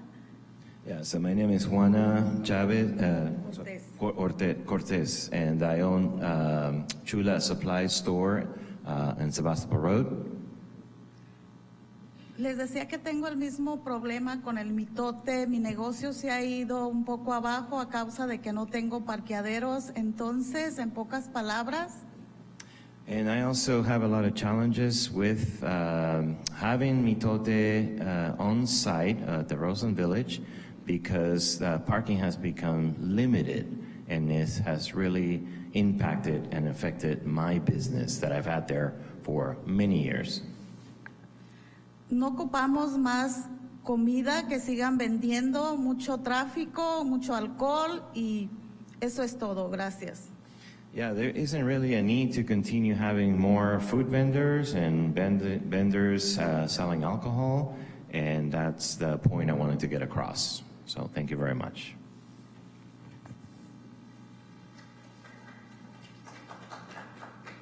Thank you. At this time, I'd like to close public comment. I don't see anyone else coming. Ok, entonces la señorita va a cerrar los comentarios públicos. Muchísimas gracias. Oh, one more. All right, I'll step up. I don't normally do this, but I want to say, Henry, thank you very much. I think that was a great call out that you said about the voting. I think we all need to be aware of that. But this reminds me of the movie when they say, if you build it, they shall come. If you create an opportunity for somebody with taking away some land and doing some hardscape, eventually they're going to use that for food trucks. Let's not be ignorant about that possibility. Roseland was promised a lot of things, and it hasn't happened. They were promised this open land, and I think we deserve it. Our kids need a space they could run around, feel safe. Also, I believe there's also language in Roseland's specific plan that states that there will not be new businesses being built that will impact existing businesses there. So I think you should review the language in that Roseland specific plan, because if there is an opportunity created where they're going to bring additional food trucks, that would impact negatively the existing businesses. That's going against the Roseland specific plan. Also, as far as the development, we are actually watching what I hate using the word, but gentrification. All this development coming in and pushing out the existing businesses is actually happening in front of us. And if we don't step up and give what the city, when it was annexed, give what they committed to Roseland, this is exactly what's going to happen. I think we need to maintain our culture and give that community what it deserves, which is what was promised to it. So open land for Roseland is something that should be done. Thank you.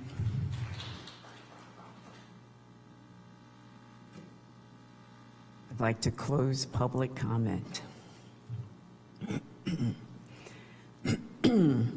We're now closing the public hearing.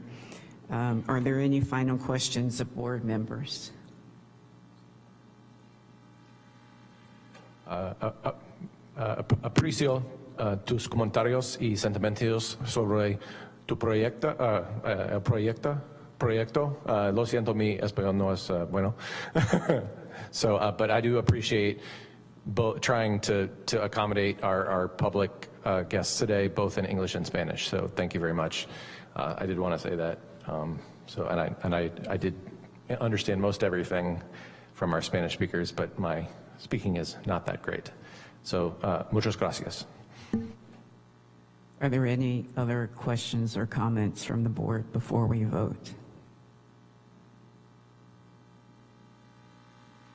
Yeah, I have quite a few questions. First of all, are we only voting on the park, Lot A?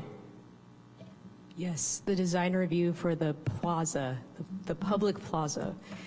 And if you'd like, I can pull up a more blown-up version of the site plan. So basically the landscape plan is what you're reviewing. It's what the zoning administrator reviewed and approved. It includes landscaping. It would replace Matote, so Matote would go away. Those food trucks wouldn't be there anymore. Matote served as a temporary use. There are no, this is a park. So yeah, so Matote served. So why are we talking about food trucks? So the food trucks served as, it was considered a plaza temporal. It was a plaza temporal Matote food truck park, and it served as a temporary interim use until this plaza was constructed. And so the food trucks will go away, and this plaza will take its place. So this park will replace Matote food truck park. What about the Mercado next door? So yeah, so part of the original design that was approved by Planning Commission and then approved by appeal by City Council included the Mercado Food Hall, which is a one-story food hall. And the food hall was intended to utilize food as a catalyst for neighborhood economic development opportunities by featuring local restaurants, and is also intended to serve as a food-based business incubation and enterprise opportunity. So that's the intention for that structure that you see on the plans. Has Matote been, is it closed? It will close. No, it hasn't. I thought I read in the paper that it closed. I believe it will close. It's closed. If it's not closed now, it will close soon. They've been in-house and they've got their notice. They have to leave there. They're looking at other options, but that's not what. So what is before the design review board this evening is the design for the Mercado, the park. There is a building that's on, or I don't know if it's on the site plan or not, but Christine is putting the site plan up, and a picture says 1,000 words here. The paved areas that are there are intended for play areas for kids and pathways. Yeah. The future Mercado, the use has already been approved.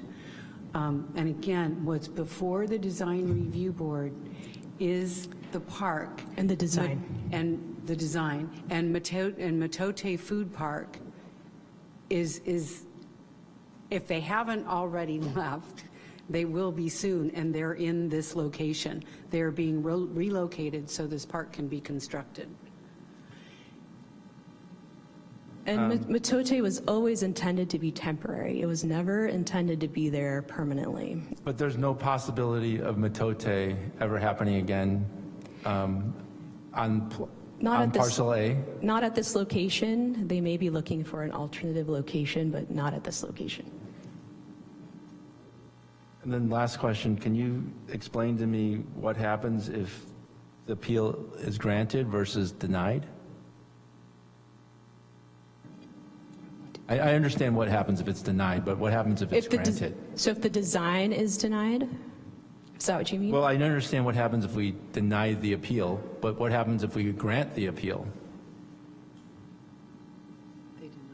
The project dies. So they would have to come up with probably an alternative design or scrap the design, or come up with a different project. Would the developer also be able to appeal the appeal?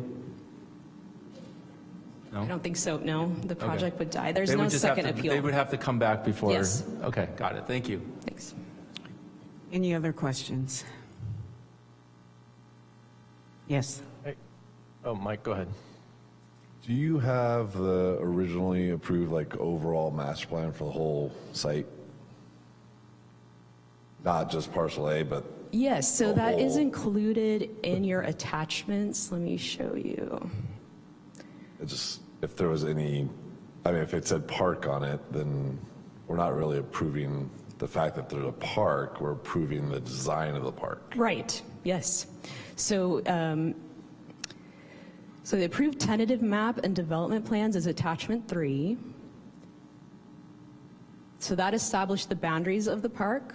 Yeah, okay, so that's what I've been looking at. Hey, Kristen, I think what Mike might be asking for is the design review approval for the parcel that was approved, I think, in like 2021, 2020, something like that. I remember reviewing it. This project, just so everybody knows, this project has been before this board at least 3 times in various kind of iterations. And I think the last time we saw it was the full development of the entire parcel, which included all the buildings that are identified on the tentative parcel map, which are the L-shaped building on the west side, the U-shaped building to the north, and the little building on lot 3. If you look at the tentative map in the application there, Mike, and is that maybe what you're asking for? Is what the surrounding context has been approved to look like? I think what I'm asking is I'm trying to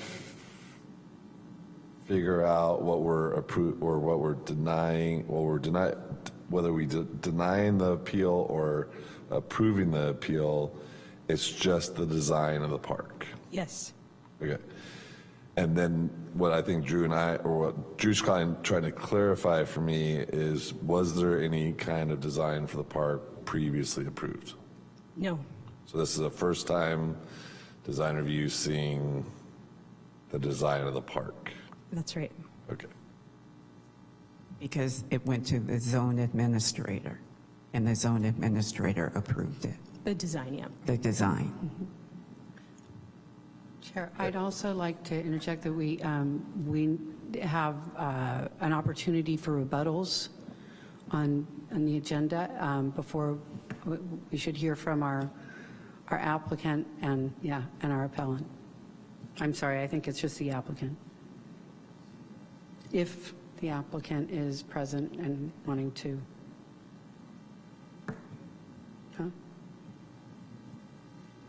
Melanie, the only other thing that I wanted to offer up is, so I'm probably the longest standing member of Design Review Board, and I think when this project was originally proposed with the temporary use of the food park, I think I would agree with many of the public comments that I think the ambition of the Matote Food Park was more to bring the community together, and it sounds like that it had the exact opposite effect. And I think, we need to acknowledge that, perhaps, we made a mistake in the review of that original temporary use, or, the city made a mistake also. And I think, it would not be wise of us to not admit the mistake, because then we can't potentially correct it, I think, as you guys have outlined. And I think, so one of the questions that I'm going to ask when we get into potentially approving or denying the appeal is a question about, and it's probably for the applicant, about some of the surrounding parking related to, I think, your question, like, are they large enough to support food trucks? Are they designed just for parking, right? Those sort of things. And so I think we need to make sure that your concerns are addressed. If, the park design itself moves forward, does it have an opportunity to create and wreak the kind of havoc that I think you all mentioned have occurred during this temporary use? So I think that's important. Before we get to that, apparently we have an opportunity for rebuttal from the applicant. Thank you, Chair Jones Carter. Michelle Whitman, Executive Director with the Sonoma County Community Development Commission. I love participatory planning. This park is the product of 40 years of participatory planning. It goes back to the redevelopment plan for the Roseland redevelopment project, which was adopted by ordinance back in 1984. So there's a history here. This community has been expecting a park, has weighed in on the design of the park over many public meetings and community meetings. I have with me my colleague Ray Tovar, who will be able to make our comments in both English and Spanish, so I want to turn the microphone over to Ray. But before I do, I just want to state that Roseland has a well-documented need for additional parks and open space. The U.S. EPA Brownfields Assessment Program Work Plan, dated back in 2017, May 2017, noted that Roseland has 0.1 acres of open space per 1,000 persons, which is far below the recommended ratio of 6 acres per 1,000 persons. In all of Roseland, there's only one park of less than 1 acre for the entire 1.2 square mile community, and it has more than 14,000 residents. So I've heard loud and clear from the business members here that Mitote has been disruptive to their operation, but that's not what we're here to deliberate and hear your comments and questions on today. It is the design of a park. The park will not have food trucks in it. It's a park. It's a 1 acre park. And Ray, I'll turn it over to you to hopefully summarize that in Spanish, and then we'll, in both English and Spanish, respond to any questions that you might have. Thank you. Thank you, Michelle. Ray Tovar, also CDC, and voy a tratar de traducir lo que dijo la señora. Es la ejecutiva de la comisión del condado de Sonoma. Lo que estaba diciendo ella es principalmente que la planeación de este parque tiene casi 40 años en el proceso y es hora de que se les entregue a la comunidad este parque que se les ha prometido por tanto tiempo. El parque es específicamente un acre de tierra y es open space, espacio abierto como se los habían prometido. No incluye nada de negocios de comida. El edificio que ven allí ustedes, que están hablando del mercado, eso no es parte del parque, es completamente una propiedad separada. Y aquí estamos por si tienen otras preguntas también. Thank you.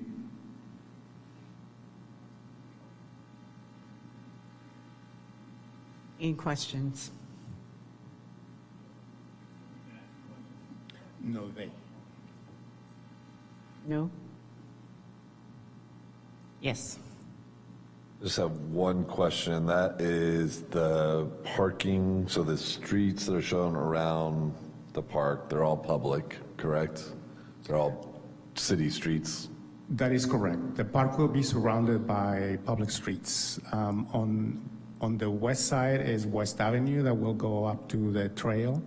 On the north side is the beginning of Cinco de Mayo that will go around the plaza and then back down to Sebastopol Road. And those are public streets that will have street parking available to anybody. There's also some parking spaces that are being provided by all of the components of the mixed-use development, by the affordable housing, by the market rate housing, and by even the plaza, some street parking that is being created for specific use for the plaza, and also for the residents of the development and the neighboring community. Are any of those parking spaces that satisfy like a parking requirement, or they're only for like public parking? They're not. There are parking requirements that are met by all of those components, in addition to some of the common area parking or the shared parking that will be developed by all of those components, in addition to what they are required to provide for their residents. Those communities will have to provide additional parking spaces for the use of the common areas. And if I may, if I can translate that into the Spanish so people understand. El señor estaba preguntando de los espacios que se van a proveer para estacionar los carros en este complejo. Y estoy diciendo que va a haber suficientes parques, estacionamiento para los carros alrededor de la calle pública que son, van alrededor del parque, la calle nueva que se llama 5 de Mayo y la calle West, Avenida West, que se va a extender hasta la Joe Rodora Trail.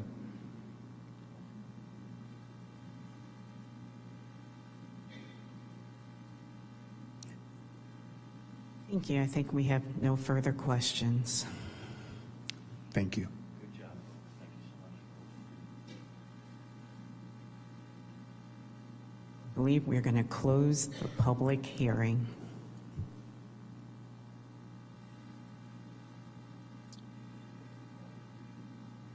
I'd like someone to make a motion for the resolution and call for a second. Did you miss something? Okay. No, I was just going to say that we do have options here. If we don't want to make a motion, we want to clarify Board Member Huang's question, we can continue the item, or we can go forward with a vote. And again, I want to clarify that the vote on the resolution is strictly about the design of the Motote Food Park. It is not about the grounds for appeal, and it is not about Motote Food Park. Motote Food Park. It is the design of the park. Yes.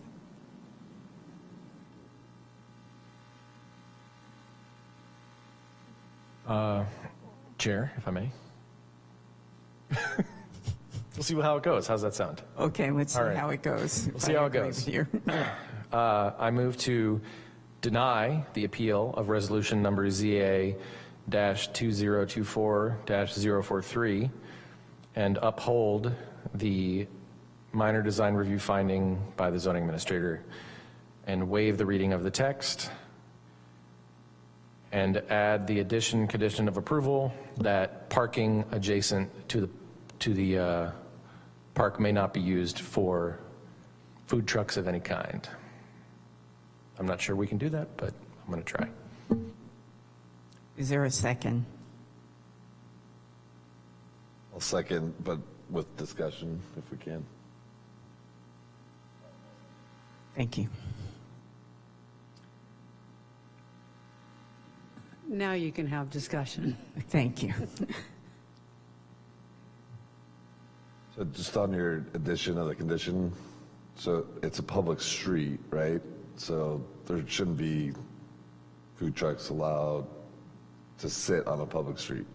I think that's right, but I don't know, and I can't remember the food truck ordinance, the EHS operating permit requirement, and I just did a pseudo food truck like 6 months ago, but there's some requirements about food truck operation and food truck locations. You have to post where you're going to be operating, or you have to operate near your commissary.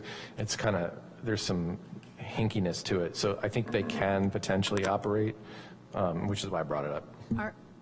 Can you clarify that your added condition is talking about a public street, or are you talking about, so you can condition on the property, you can't condition on the public I street? guess we should just condition the property, that none of the spaces of the property can be utilized for businesses. If they were to get or want to operate a food truck, that would require a different process, a minor conditional use permit.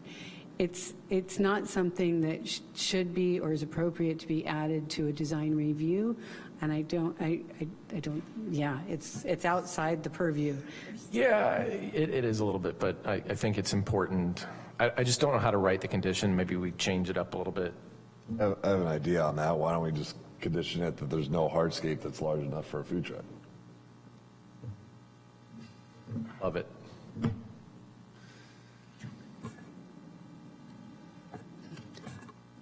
So what's the added condition? Is there one? To configure all hardscape in a way that does not allow a vehicle to park on it. And I think it's pretty much there. I have Anyway. I have an issue with this. I mean, I think we should just, our purview is the park. And that's what I'm talking about. I know, but the bringing the food trucks into the issue, into the design is where I have an issue. And I'm okay with that. If you want a friendly amendment and remove it, totally cool. Thank you. Yeah, I thought I'd get us going, offer something up, but I'm totally okay with one way or the other, Melanie. Well, I think we heard loud and clear tonight that the community is looking for an open space to have community gatherings, and I also think we heard loud and clear that the community is looking for a soft green space. Which they have. I think there was a little bit of confusion about what we were doing here tonight.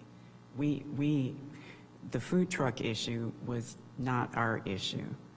And that is resolved with Mateto, I always say it wrong, being shut down.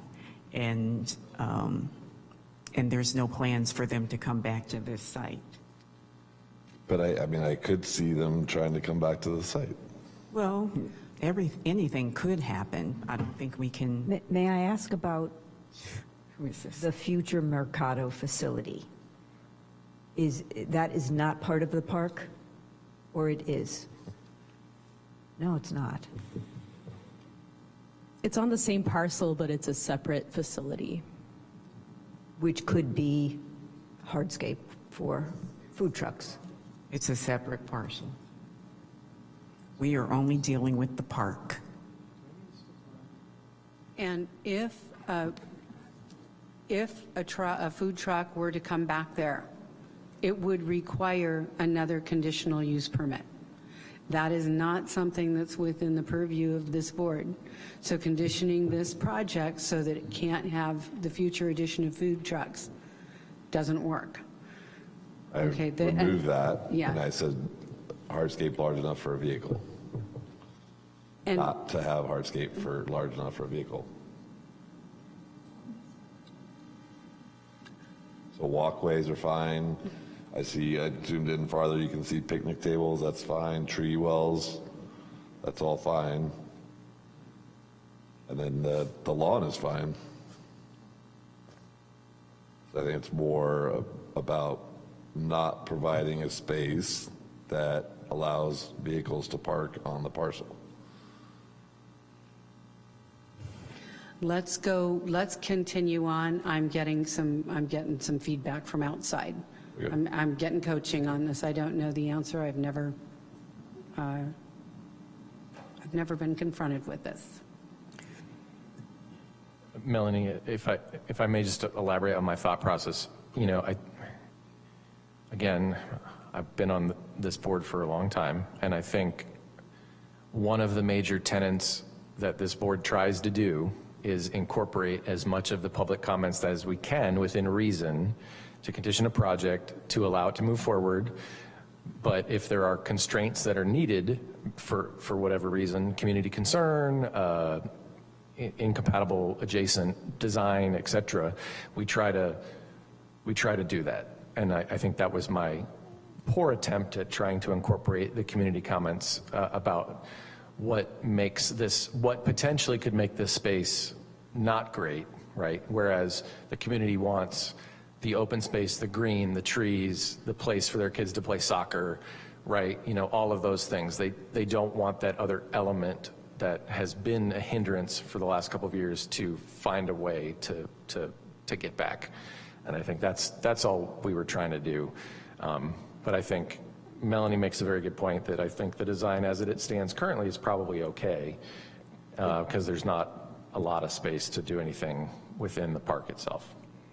So again, I'm okay either way. If we want a friendly amendment to get rid of that potential condition, okay. If Mike wants to push it, that's also okay with me. I'm cool either way.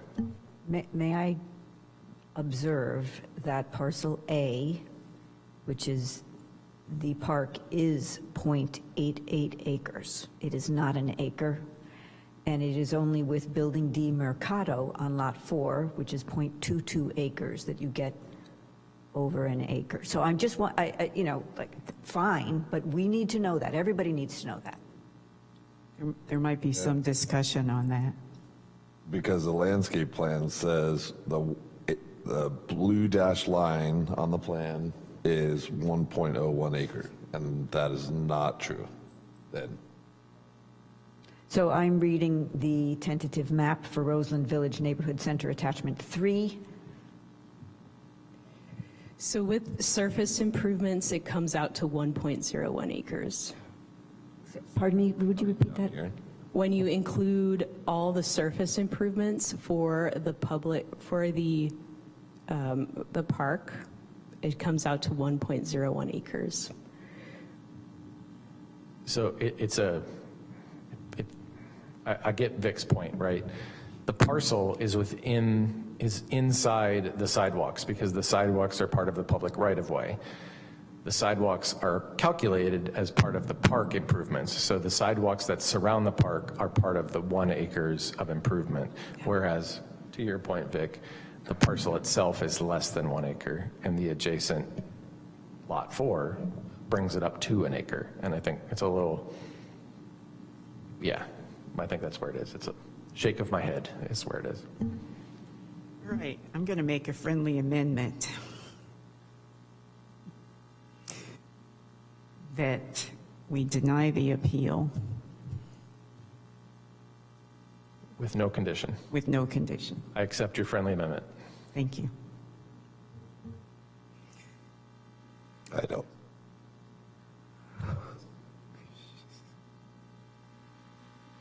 We can't legislate, I'll be sorry.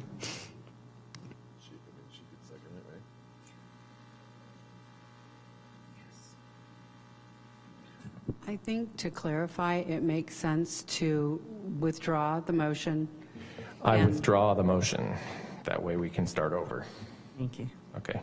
I withdraw my second. I can do that. And I think whomever seconded needs to. So I'll just restart. He withdrew his second. Oh, okay. I'm sorry. I thought you were withdrawing your condition. No. So I move to deny the appeal of the zoning administrator's design review finding.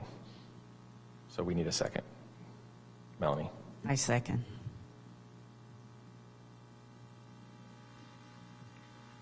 We call for a vote. Thank you, Chair. Board Member Cook? No. Board Member Wong? I'm a little confused. I want to deny the appeal. Wait. I want to deny the appeal. So is that a no or a yes? If you deny the appeal, you uphold the zoning administrator's decision. And if you grant the appeal.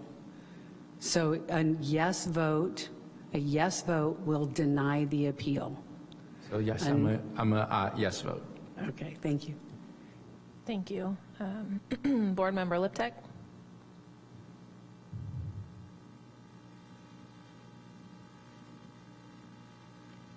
I don't know. Is that a vote? Not a vote.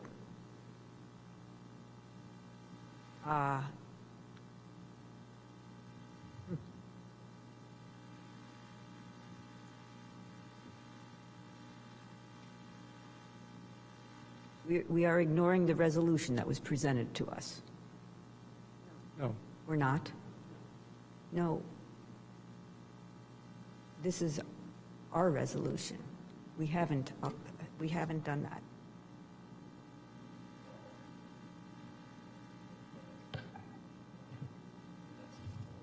So let's Drew says that he is effectively upholding or supporting or something the resolution number DRB-2025-001 that was presented to us in the packet of materials and is some large number of pages long. And that's the action that's before you. So a yes vote will deny the appeal, and a no vote will grant it. I know. I do know that. Okay, I do know that. It's confusing, but that's the and that's what's before you. furthermore, a yes vote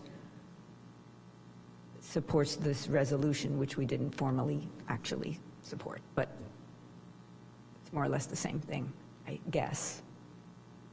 Is that true? I don't understand your question. This is why I don't know how to vote, because it's not very clear. So the motion before you? Yeah. The motion before you, can I have your computer for a second? Sorry, my eyes don't reach it. Okay, the motion before you is a resolution of the, come on, oh my goodness. It's a resolution of the Design Review Board to deny the appeal and uphold the previous approval. So if we were past the project or clarifying questions and comments, so I'm not quite sure where your confusion is. Well, my confusion is that typically we very carefully name by number a resolution, which we did not do. I'll withdraw the motion again, and I'll redo it to help Vic out. Does that sound good to everybody? Works. Okay. Thanks. All right. I move to deny the appeal as presented to us. I'm going to interject. We need to withdraw the other one. We did. And I withdraw my you second. Okay, I'm sorry. I didn't hear all of it. I didn't say it. Okay. Sorry. Thank you. All right, we're totally withdrawn now. I apologize. Okay, so I move to deny the appeal of the zoning administrator's decision to approve the Tierra de Rosas Public Plaza located at 883 and 665 Sebastopol Road, file number DR22-041, as outlined in resolution number DRB-2025-001, which is a resolution of the Design Review Board of the City of Santa Rosa denying an appeal and upholding the zoning administrator's decision to grant design review approval for the Tierra de Rosas Public Plaza, a 1.01 acre outdoor privately maintained park that is part of the master development for the Tierra de Rosas, formerly known as Roseland Village, located at 883 and 665 Sebastopol Road, file number DR22-041, waive the reading of the text. I second. Can I ask for a clarification? Because you just said 1.01 acres of the park. The park is not 1.01 acres. She just gave you a clarification on that. You're approving the Mercado too? No, the park includes the sidewalks. That whole thing is included in the 1 acres. You cannot include public infrastructure in the park. We can't include sidewalk and parking a public street in the calculation of acreage in a park. It's a privately maintained park. And public streets, right? I don't think she said street. I think she said